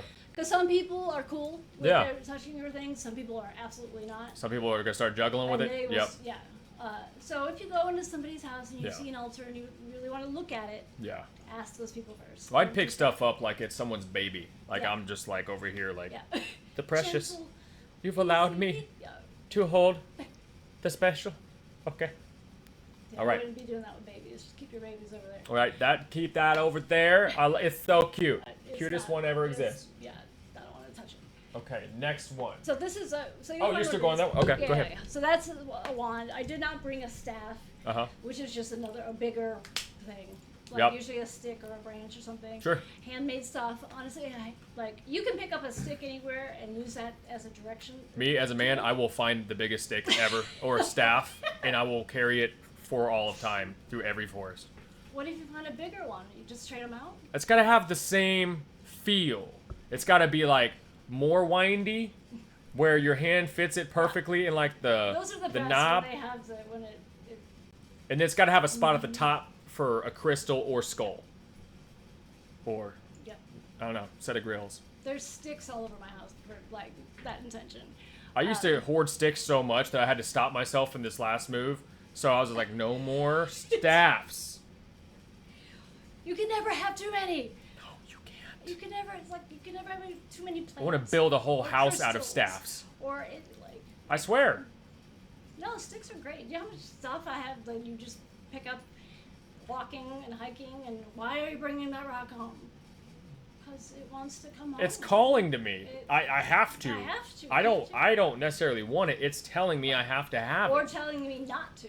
Yeah. That's happened before too. We're like, oh my god, this is the most amazing rock I've ever seen.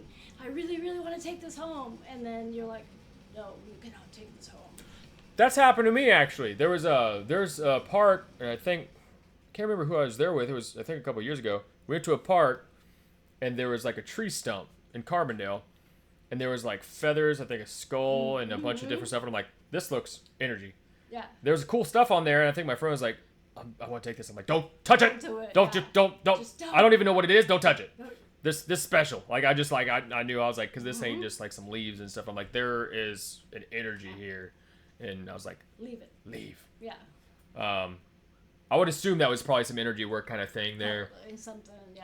Yeah, I think there was. So people are always will ask questions, and they preface it all the time about, okay, this is gonna sound really weird. Yeah. And I'm like, I've heard it all. Yeah. Like. You're like, be surprised, not me. No. If pagans think you're weird, you're really fucking weird. Because we're kind of weird. Yeah. So, You've been the oddballs for a while, so if y'all are Yeah, doing the side eye, what are you doing? Then that's some weird stuff happening. Yeah. But yeah, I've heard all of it. And then a lot of times it's just like, well, like you said, we saw this thing and I wanted to take it home, but something told me no. That's the sign. And some people be like, oh my god, you're listening to voices in your head. That's totally normal to me. Yeah, like, kind of same. It's for me, it's like an intuition or a feeling. Yeah, I think normal folks don't understand the concept of spiritualism and they have that weird concept of like, oh, you hear voices. It's not No. so much there's a voice. Right. It's a feeling. It's a feeling. For Yeah. me, it's like a connection or like a download, Yeah. I guess you'd say, or something like an intuition, instinct. You just know. Yeah. You just know. Yeah. There is no piece of paper next to that stump that says, don't fuck with right, this. right. But it's just like, something's telling me, fuck off. Respectfully. Right. I will do that. And if you don't listen to that, like, some weird shit happens. That's what I'm saying. Because then you're like, I got to download, and I went anyway. Because then then I'm like, no, I have too much of a guilt complex. No. It's like the stuff from Hawaii where people like are told, you're not supposed to bring any pieces, any rocks or anything back from Hawaii. How dare them? Right. And I understand. like I collect pieces of the world. I have a whole bunch of like rocks and stuff from different countries and different places. And my friend Mel Goot brought home some stuff for me from Hawaii. Yeah. And I was like, what did you bring? 'Cause you're like, I don't know if I should touch this. And I didn't. No, Yeah. There was, he did bring a rock. He brought like a shell or something. And then he also brought me a cool cat shirt. But, but I was like, you know what? Thank you so much for bringing this to me. I am not touching the rock.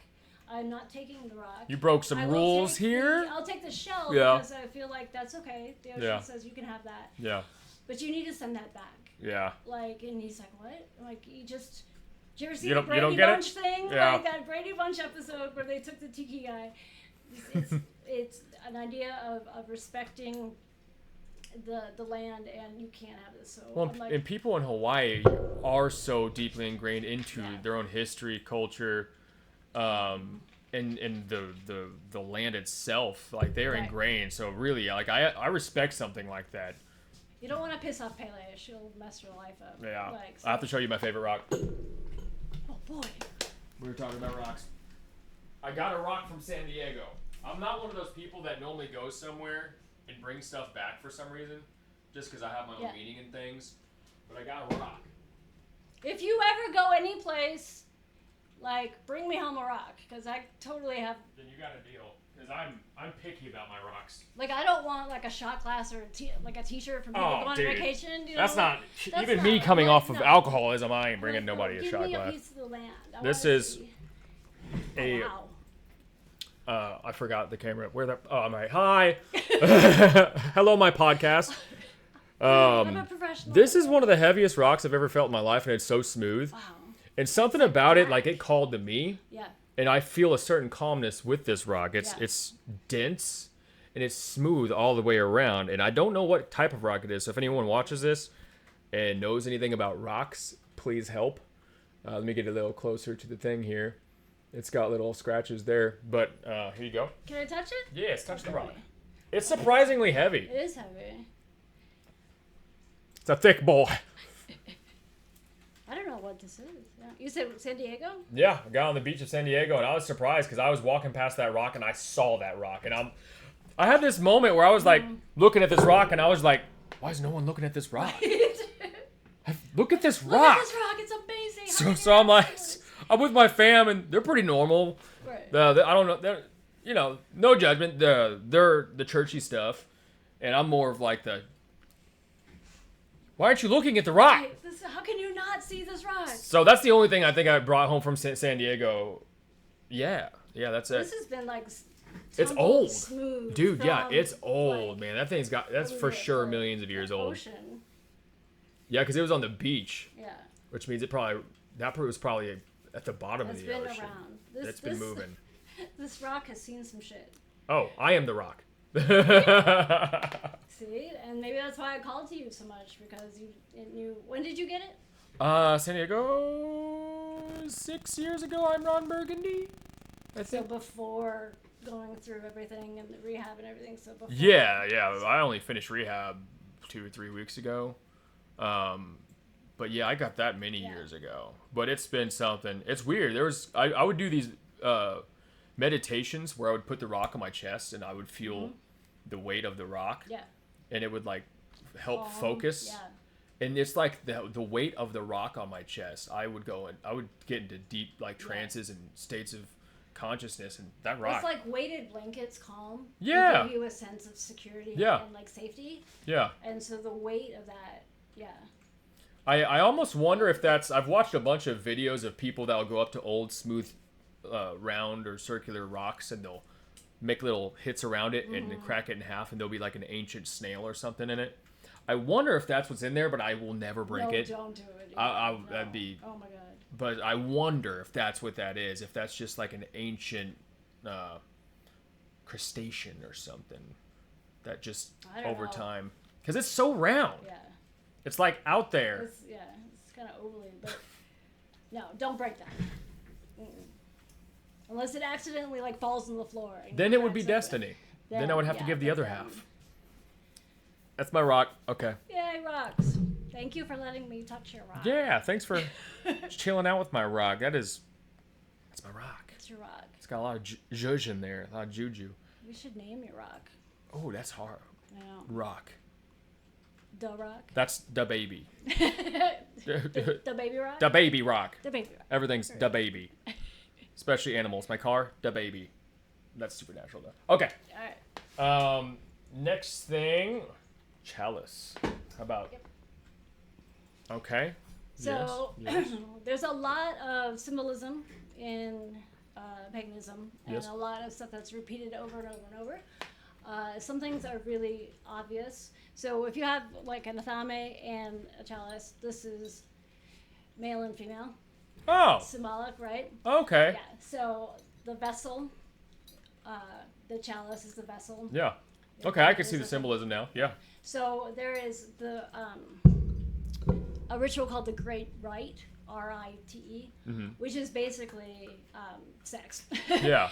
But it's to create fertility and abundance. Okay. And no, we are not all out there having sex and ritual and big altars and stuff and letting people watch us do it. Yeah. And we're not doing that because we don't need to, because we have the symbols that are stand-in for that. Yeah. Kind of action. Representative of that. Yeah. So the Great Rite is a way to recognize and connect to both deities, the god, goddess, male, female. Sure. And to bless like any kind of drink or wine. There's a thing called cake snail, which is like at the end. And usually, so it would be, you're literally like placing the athame or whatever into the chalice. So you're representing the completion of your intention. Yes, and the coming together of the male and female, and that creation and that energy that's come from that. Yeah. And they're just like all these other tools. This could be anything. Like this could be, instead of a brass engraved chalice, it could be a red Solo cup. Yeah. You know, it could be any sort of vessel. I feel you well. So most people really like to have handmade stuff, unique. Well, yeah, it's got like more you can buy energy any of this in it. stuff anywhere. Like these candle holders are from Walmart. That's another reason I think a lot of people are like, you have to be gifted tarot cards. Which is not. Because there's got to be some zhuzh in it. The reason for that actually is goes back to, if you had those and somebody who didn't want you to have those found them, you were dead. Like, what? Yeah. So those are passed down from family members and trusted people within their spiritual community, because having tarot cards was, in some places, illegal. So my literally Floki! illegal. No! I knew that shit was gonna come down. He was close. So I inherited tarot cards by a friend who said they were blessed by a white witch. I don't know necessarily what that means. Is that just more of a terminology? Yeah. Like the white witch would be like a good witch. Yeah. Basically. Okay, so they're just hypothetically their energy is just more focused to a divine versus bad. Higher vibratory nature. Yeah, doing good work, good energy versus like bad this would be energy. like shadow, dark, tarot. Casting spells against someone people loses their position for manipulation and personal gain and to hurt other people. White witch, thank you. Just like that, you said warlock thing. Yeah. Yeah, that's not a term for in modern paganism, because it means oathbreaker and liar. Oh, that's terrible. Yeah. See, I play a lot of video games. Yeah. So the term warlock What's a positive version of that? Or would it just be witch? Okay. Yeah, just like the whole idea of like a nurse. Yeah. For some reason, we still say, "Oh, well, he's a male nurse." Yeah. He's just He's nurse. just a nurse. Yeah. But so he's sexist. He's a male witch. Yeah. He's just a witch. Yeah. But witches are associated with women more than. You know what they call Brazil nuts in Brazil? Nuts. Nuts. Just nuts. Just nuts. All nuts are yeah. Okay, so next runner. So the tarot thing, though, actually. Oh yeah, that's focus a on good that. point. Yeah. Sure. The idea of you can only get a tarot deck if it's gifted to you. Yes. The idea behind that is because it is something sacred to pass on. If you had it, you were in trouble. You could be hurt or killed. Yeah. So it's kept secret. Yeah. It's also an honor. Spiritual thing. and Mm-hmm. okay, It's also honor an system. thing. Yeah. A lot of times they'll be passed down in the family. It's 2025. Yeah. Like things are different now. Well, realistically, I mean, even like a phone would act as tarot, or even a Ouija board or something. Or you can make a divination thing just about. That's a good word, divination. Anything. Yeah. But yeah, I used to have people come in the shop all the time and say, I'm not allowed to buy my own tarot deck, but I really like this deck. I'm like, okay, so what would you feel like if your friend bought it for you? Yeah. Even though you picked it out, you gave the money to them. Yeah.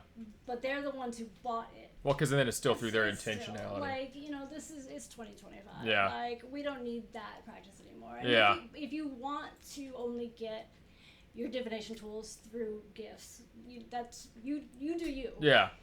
I have like 30 some decks or something. Really? I don't even read tarot. But oh, really? Yeah, I don't. Yeah, most of these are animal decks because, God forbid, I don't have every animal deck ever made. And maybe half of them were I gifts. think tarot is freaking fascinating. The deck whole I've got, I'm not anywhere near like a master that. I gotta Google when I'm doing readings. But every single reading I've done on those have been eerily on point. I've done at least probably 30 readings, I'd say. And every single person, like, their eyes are just like, how are these cards speaking to me? Tarot is a multi-level, like, deep tool. Like, on the surface, it looks like it's just going to be super simple, but the deeper you get into it, the more you start studying it, the more you realize how complicated it actually is. Well, and also, if you draw it upside down or right side up. And some people say that's a legit way to read, and some people don't. Yeah. Eye of the beholder, I guess, kind of thing. I had a really interesting question, and I went full ADHD. Wait a minute. Wait, it's in there. Hold on. Oh, come on. Baby, come back. Oh, no. Damn it. Come on. That was a good one. No. I'm tracing the thought. Tarot readings, being given stuff, divination tools. Come on. God, alcoholism really just took so much of my brain power. It's rebuilding, though. Okay. Damn it. Tarot. It'll come back to you. Yeah. Put it in the back. Yeah. So that it's not even in the bag. It's gone. We'll find it. I'm going to get a shovel. What else do I have around? You have a... Do you want to just pick? I guess. Get up. It's weird. I don't know how this is going to Or I can just hand them to you. All right. Camera. Here we go. I got... Yeah, start with that. So on a lot of altars, you will have a well, I know there's a lot of misconceptions about even that symbol. This is a thing, yeah. Yeah. So this is just an altar disc. A lot of people will have an altar disc of their symbols on their altar. Yeah. Place to focus your energy or place items, like if you want to charge something. And yes, the pentagram, the pentacle. Now that's more for protection, isn't it? So this is actually a symbol of all of the aspects of paganism, of what we believe. Okay.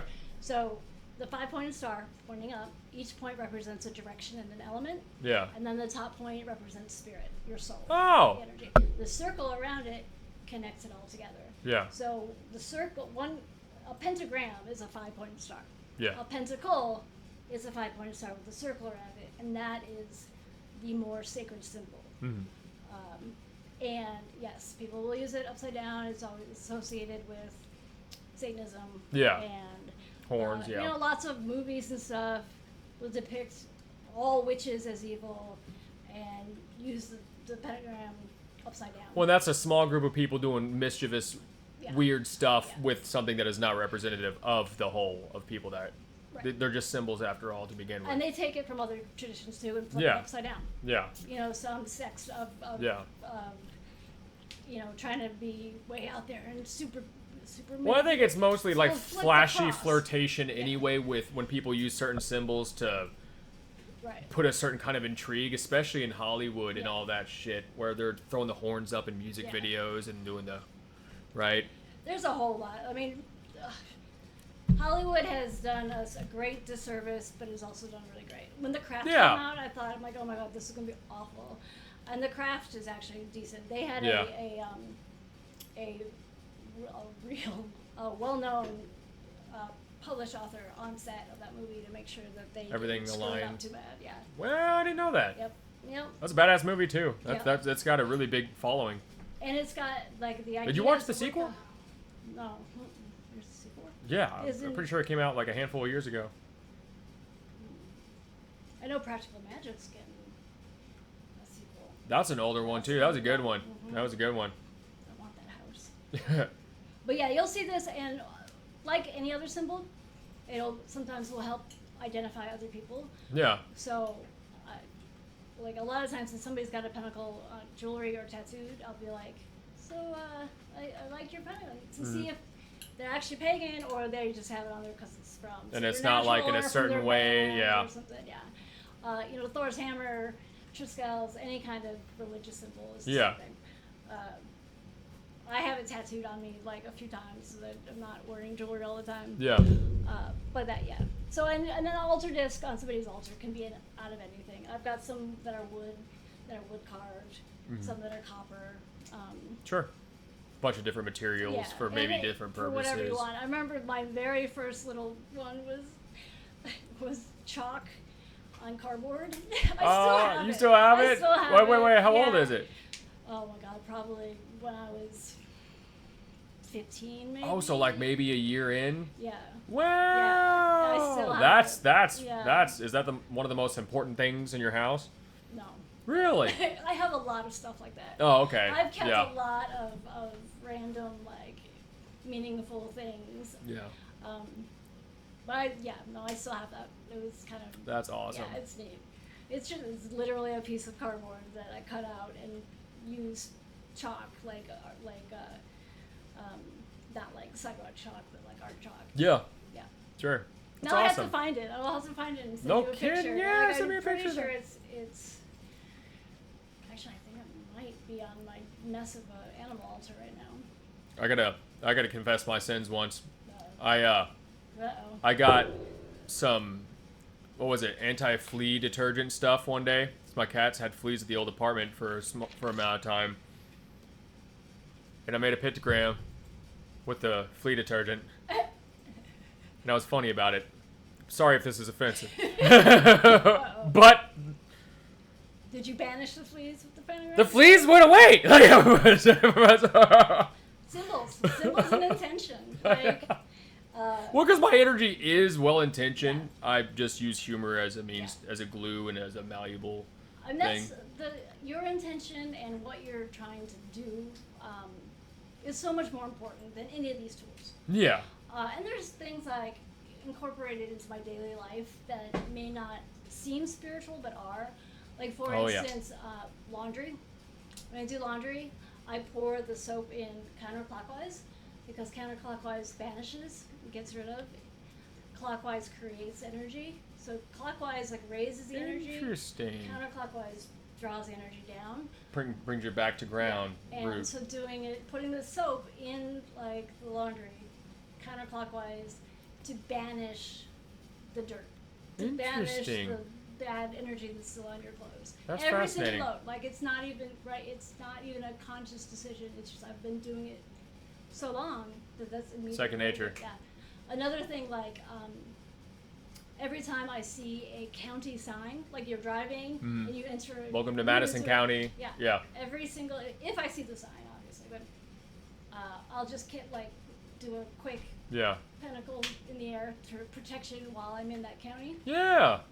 Like every time I see one. So if I'm riding in the car with people that people be like, what the hell is she doing? Yeah. Like, I'll just do it mentally, but consciously see that energy of that pentagram. I feel like you need to meet my friend Cass. I don't know why.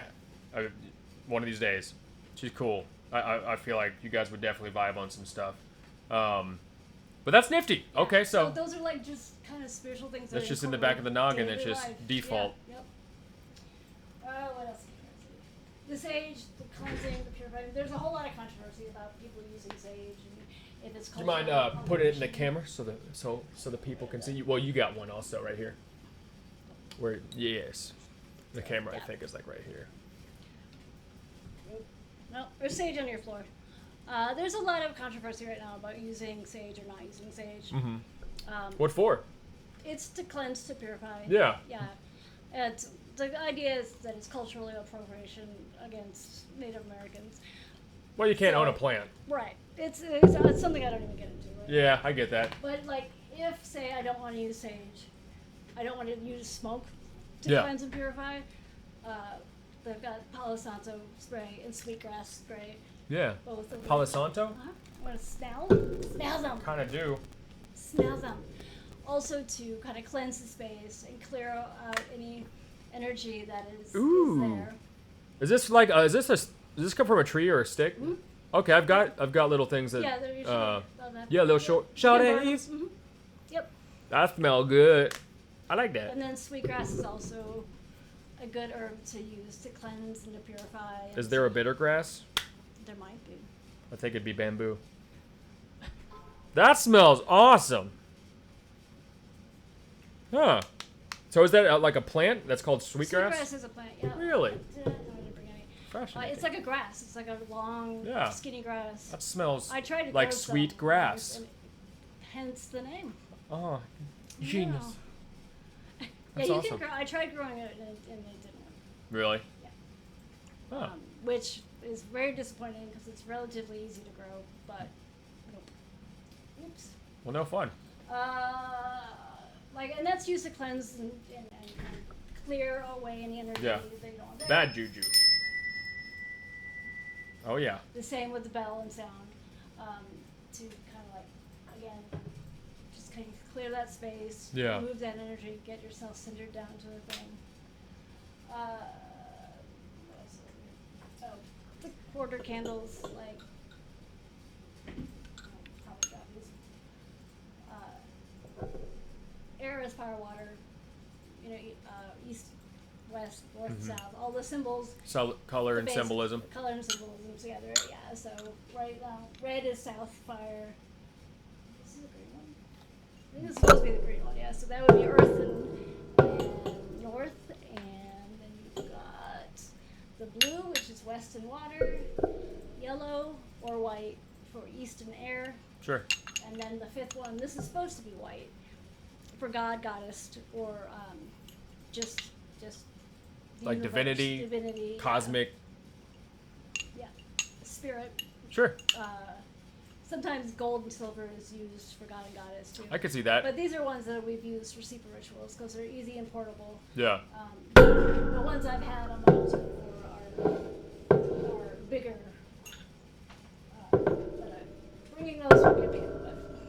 Now, I know different cultures talk about like chakras and stuff. Do you guys get into the concept of energy centers in your body and your spine and everything as well? Do you have a terminology for that? It's chakra.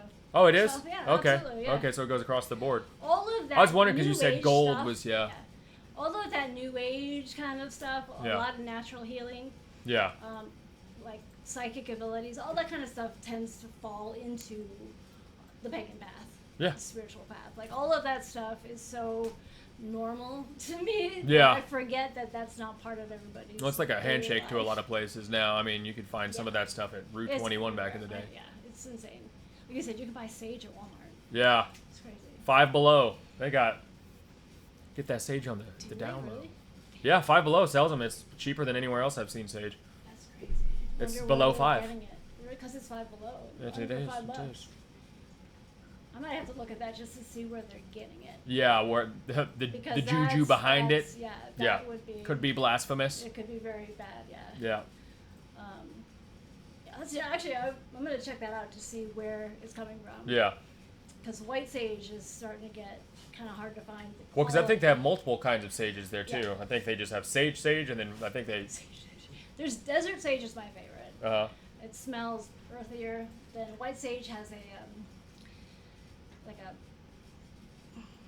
not bitter, but like less aromatic. Some kind of scent that's not as earthy. Yeah. Like I like stuff that smells like dirt. Yeah. It smells like earth. I'm earthy myself. I get you. Like I can't smell it anymore, but I wear like a dark patchouli, and a vanilla oil. Okay. Mix. Like I can't smell it on myself anymore. Yeah. But everybody else is like, oh my god, you smell so good. I'm like, I'm nose blind to it. And then I just grabbed. So you'll hear a lot of people talk about a book of shadows. Yes. What that is simply a journal. Yeah. It's a spiritual journal. And I've always encouraged, especially beginners, to start a journal, to start a book of shadows. Yeah. To record what you experience, what you've seen, what you're thinking. So shadows more as a symbolism of past or present? Just retrospection, introspection? Like the shadows part of it, the book of shadows. Yeah. No, it's more about like kept secret, kept quiet. Okay. Because a book of shadows often was passed down to families, and again, if you're caught with a book of spells and it's the 1700s, you're dead. Yeah. So it became something that was hidden. Yeah. So you've got your spiritual journal that is got to be kept hidden because it's dangerous. Yeah. And it's only dangerous because people are afraid. Yeah. Of things they don't know. Yeah. And they've demonized things that they're afraid of. Fear of the unknown. Yeah. Like anything. Exactly. Aliens. Yep. Aliens probably keep book of shadows too. They're probably pagan. Yeah, they probably are. If they're not, they should be. Yeah. But keeping track of like what you do and what you experience, especially in the beginning, helps you learn what you're doing. Yeah.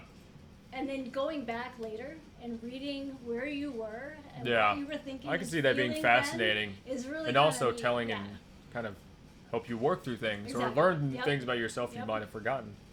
So this is just I have drawers full of blank journals because they're like, I might use this for something, and I've. Well, it's also a cool piece. It's like art in its own self. Exactly. Like I used to have, I would say, have a problem with buying journals. Yeah.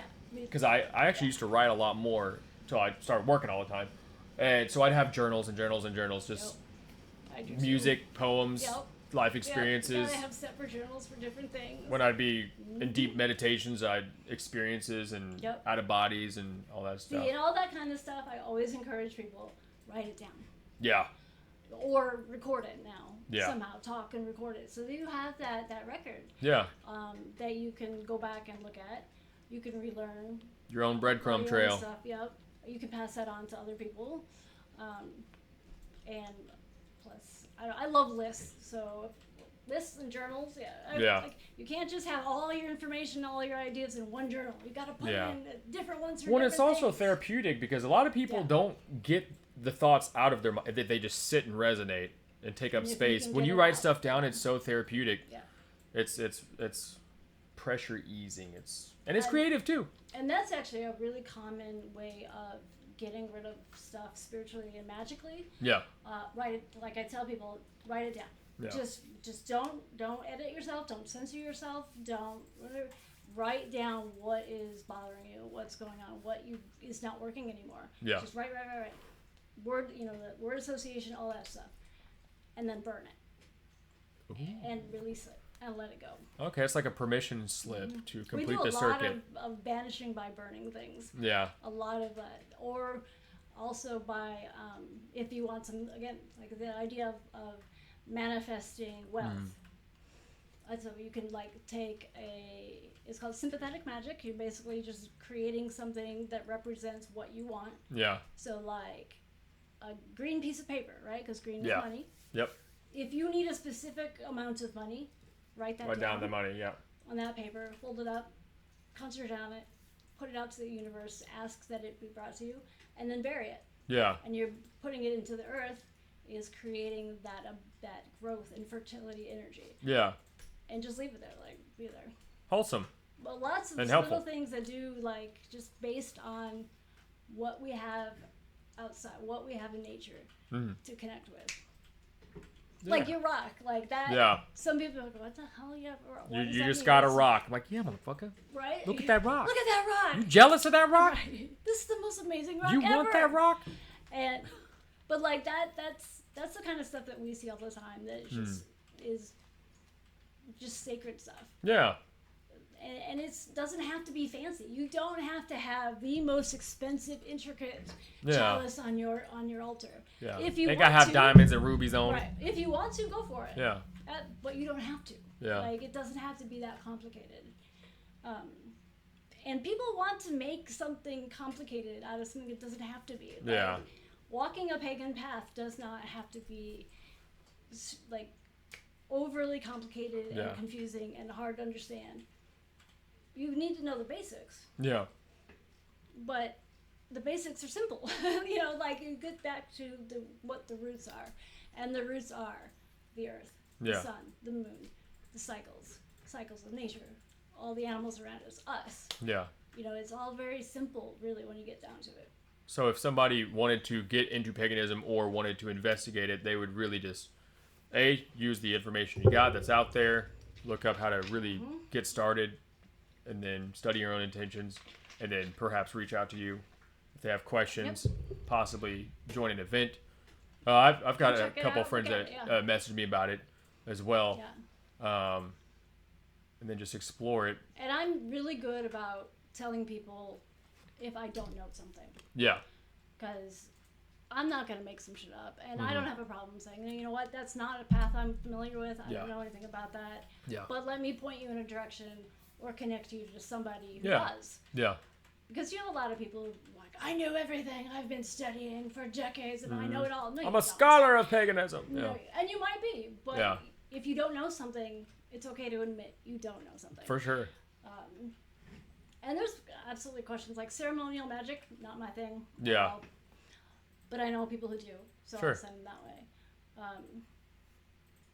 It's Sipa and everything that's been created with that is like, that's when I was burned out, when I was wondering if I was gonna ever really want to keep doing this. Like I was absolutely terrified because it's been such a huge part of what I do. Yeah. And like falling into this lecture mode is so easy. Yeah. Like I could do this for hours. Well, yeah, because you're also used to navigating the group speak and. Well, at the hand fasting, when people are like, "Oh my God, what are we gonna do?" and they're like, and I'm just like, "Hey, I'll be right back," and I went and just took over. I'm like, "Okay, guys, no, we're doing this. We're gonna move this here. We're gonna do this, this, and I'm like, "Oh, this isn't my." Well, that's probably a breath of fresh air to people too that don't know what they're doing. Yeah. And you're that was having to change that because the rain was crazy. Yeah. Like, it ended up not raining. It did not rain. Whoa. Yeah, it didn't rain. Mother Nature calmed her ass down. Removing all that stuff and changing everything, and it did not rain after it. Like once it stopped, it didn't start again. So interesting. Ironic, or is it? Yeah, I don't know. That was a big thunderstorm, though. Yeah. A big thunderstorm, and like they follow a Norse path, and Thor is real big with all that energy, that thunder energy and stuff. Yeah. So I think that was, even though it happened before the actual wedding, that was a pretty good blessing for them. Yeah. Okay. So that for them was personal, really, and kind of in alignment. That if it rains or storms on your wedding, that's a good thing. Yeah. So. Yeah. Well, that's funny because I guess a lot of American culture is like if it rains on your wedding, it's like an omen. Yeah. I'm definitely like an elemental person. I love rain. There was, everyone would say it's dangerous as fuck. There was one night many years ago. I don't know. I had this moment. I was sitting down and I could hear, kind of just feel that the storm was coming, and I was like, I wonder what it's like to just go stand in a storm and experience the entire storm. Dangerous. Yeah. I went outside, I was just wearing shorts, and I felt, I closed my eyes and started meditating, and I was standing up. And I was like, I don't know, I made the conscious decision, if I get struck by lightning, this is what I'm deciding to do. Yeah. Right? So I went out there, just shorts, barefoot, so I'm touching the ground. Closed my eyes, started meditating, focused on my breathing, and then I could hear the thunder coming in. Then I heard the wind, I felt the wind, and it became this mystical experience, this magical experience. And then the wind started moving me, and I was sort of swaying with the wind, and then I felt the rain. And it was like this synchronistic moment with me and nature where the thunder and the lightning and the intensity of the storm, and I literally stood there for the entire storm. Wow. It was probably 2 hours. Wow. And it was weird because I didn't have any fear about it. I knew before I went into it, I'm like, I might get struck by lightning and die, right, you know. right. But I was like, the chance of that is pretty low. Like, but it's a calculated risk. Yeah, well, I had more of a honest connection to nature and what I feel like I need to experience that moment. So there was no fear in it. It was more like, I feel like I have to experience this, and I'm more comfortable with the universe or Earth or the elements for it to be. I felt like I was guided to do that. And so you listened. So I wasn't fearful of that, and I've told just a small couple people about that, and they're like, "You weren't scared?" And they're like, "You're an idiot." And I'm like, I get it, but you don't get it. You know, like that was one of the most epic moments of my entire life. Like, it was like holding hands with nature. I felt like I was hugging nature, and I had an experience a lot of people haven't, aside from maybe our ancestors, or, you know. Epic. The thing is, you listened and you went. Yeah. It's like that's the kind of stuff that, you know, tell people, trust your instincts. Yeah. Trust your gut. You're not crazy.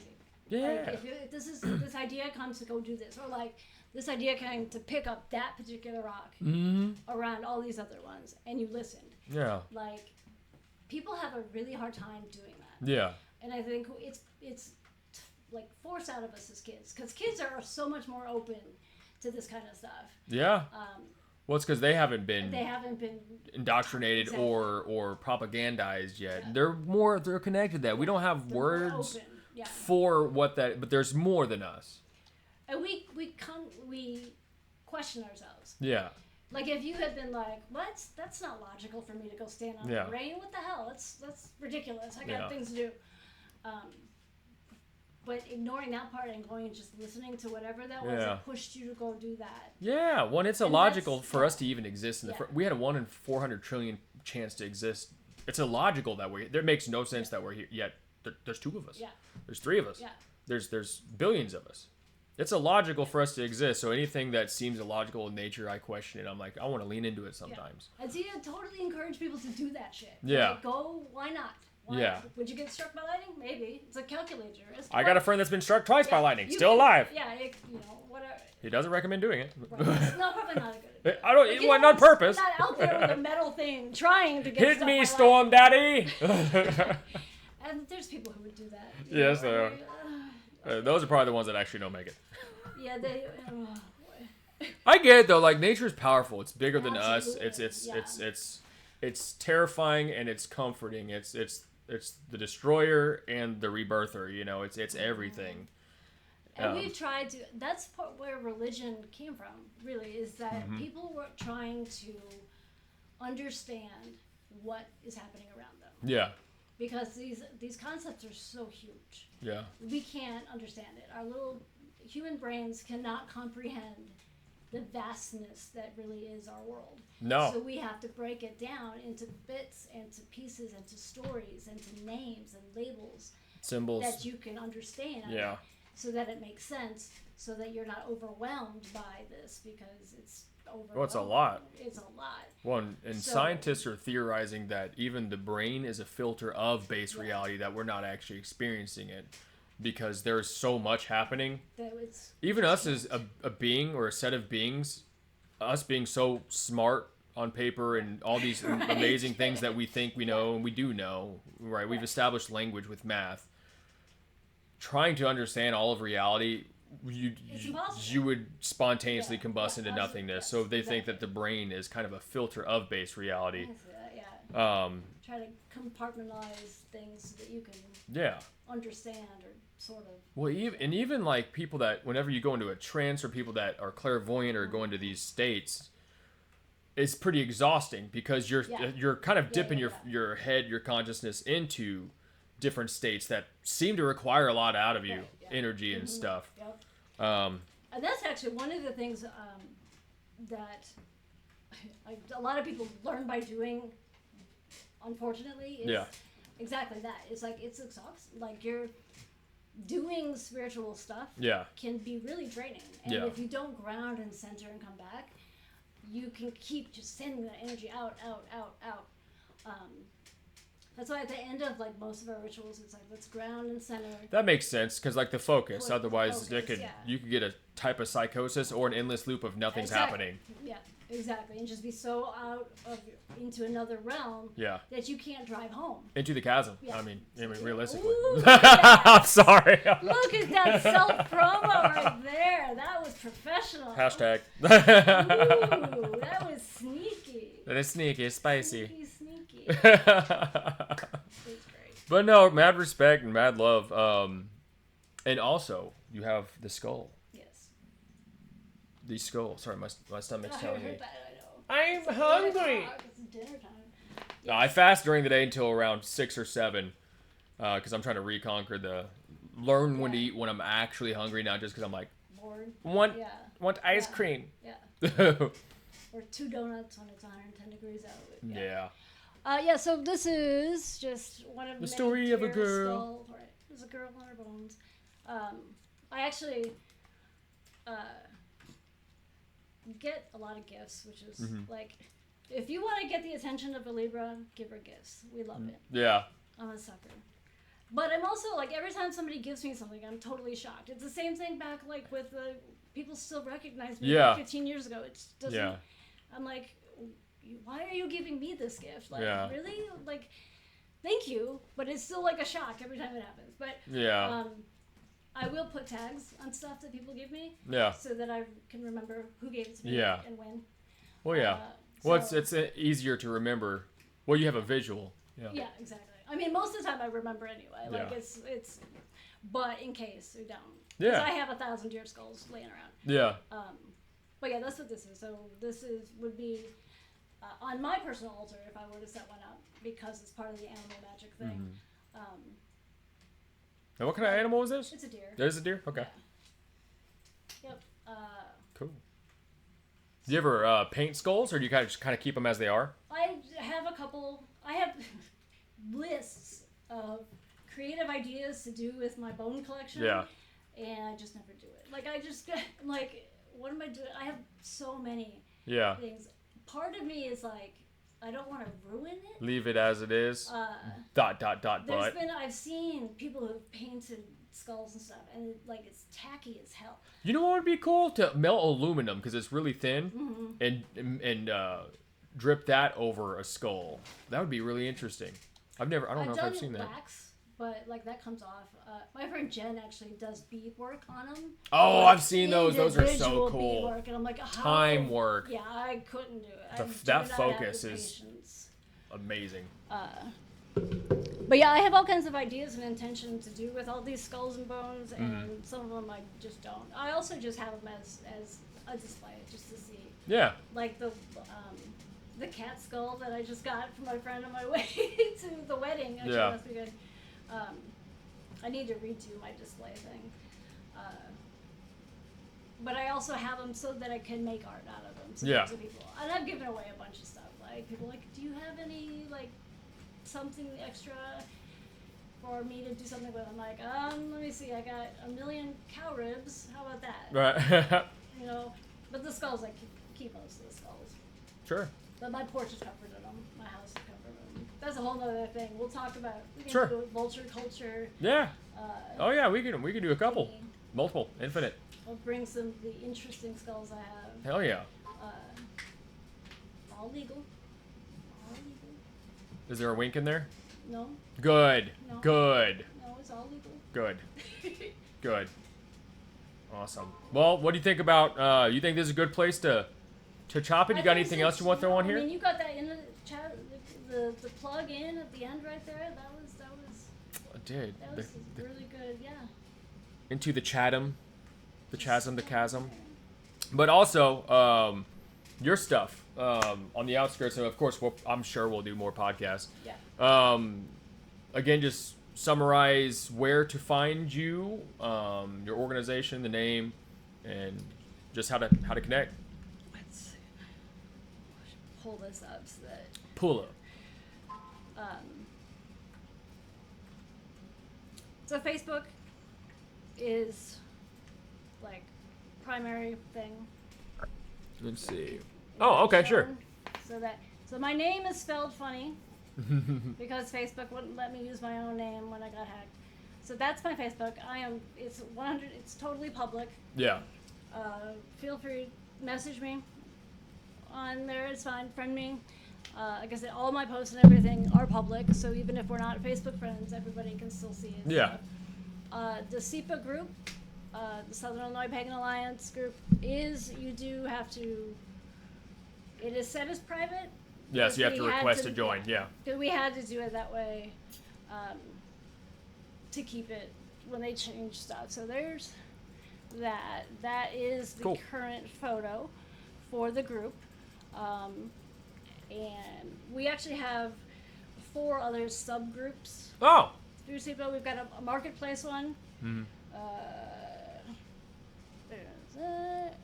I don't know how well this is going to show up. It's actually showing up. Yeah. Okay. So there's that one. We set up a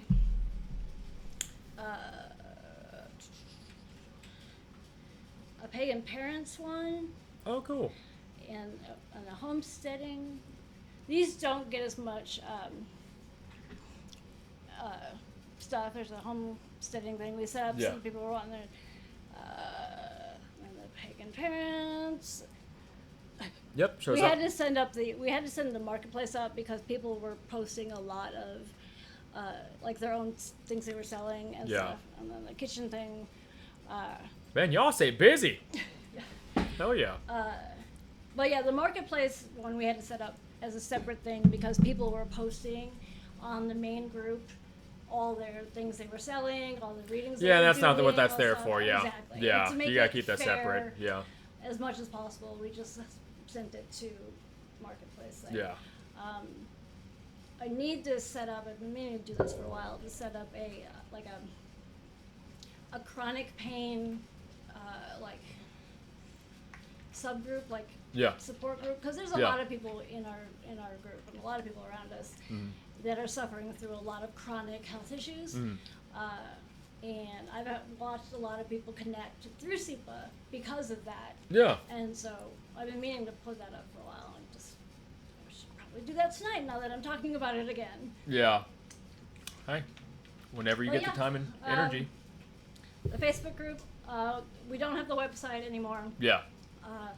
It was. That's probably extra to manage anyway. You guys probably have so much going on. If you don't need to have one, you don't. I don't know that we really need to have one. Like I don't. Doesn't seem like that's necessarily. Well, it seems more genuine anyway. If it's person to person, there seems a little more wholesome energy in that. And there's, I'm fine. Text me, message me. My phone number is not like a secret. Hell, my address is not a secret. Yeah. And yeah, if they want to message me, contact me. Don't call me. If you call me, I won't answer because it's weird. Yeah, like, same. Do not call me. Voice message is cool. Text is cool. Yes. Do not call me because then I know it's an emergency. Yeah. Although I did call you from the parking lot. How dare you? Yeah, you answered. I did. It was an emergency. It was an emergency. Which one? You need to know where to go before you're here. Going? Should I just knock on doors? But yeah, we'll do another one. We'll get into all sorts of combos. We could steer the ship wherever. We get Amanda in here. Yeah, home girl. She'd love it. And one of these days, you got to meet my friend Cass. You guys got the juju. But high five. Thank you. I love your face. And thank you for trusting me with this and even being part of this. This is really cool for me. And just as a person, I'm curious of the pagan roots. And I know I am not the only person. There's going to be so many people that are curious. So this is going to be, I think, helpful for some people, myself included. Yeah. So, yeah, we'll cut her off here and we'll do another one. No, it's I've been interviewed by pretty much every media outlet in Southern Illinois. Yes. I've been on the radio. I've been on the TV. I've been in every newspaper. This is my first podcast. First podcast. Yeah. Yes. Yeah, first podcast. OG. So this is history right here. You made history. And I love you for it. Thank you. I appreciate you. Yeah. This is good juju, good energy, and this is just fun because we're really just hanging out. Yeah. Cats. And people are learning some stuff too, and maybe helping put to bed some misconceptions also. And hopefully connecting people, bringing people who don't know. Yeah. They're here, even here. It's already out in the universe. The universal plug. It's in there. Oh, all right. We'll cut her here and we'll do another one. All right. Much love.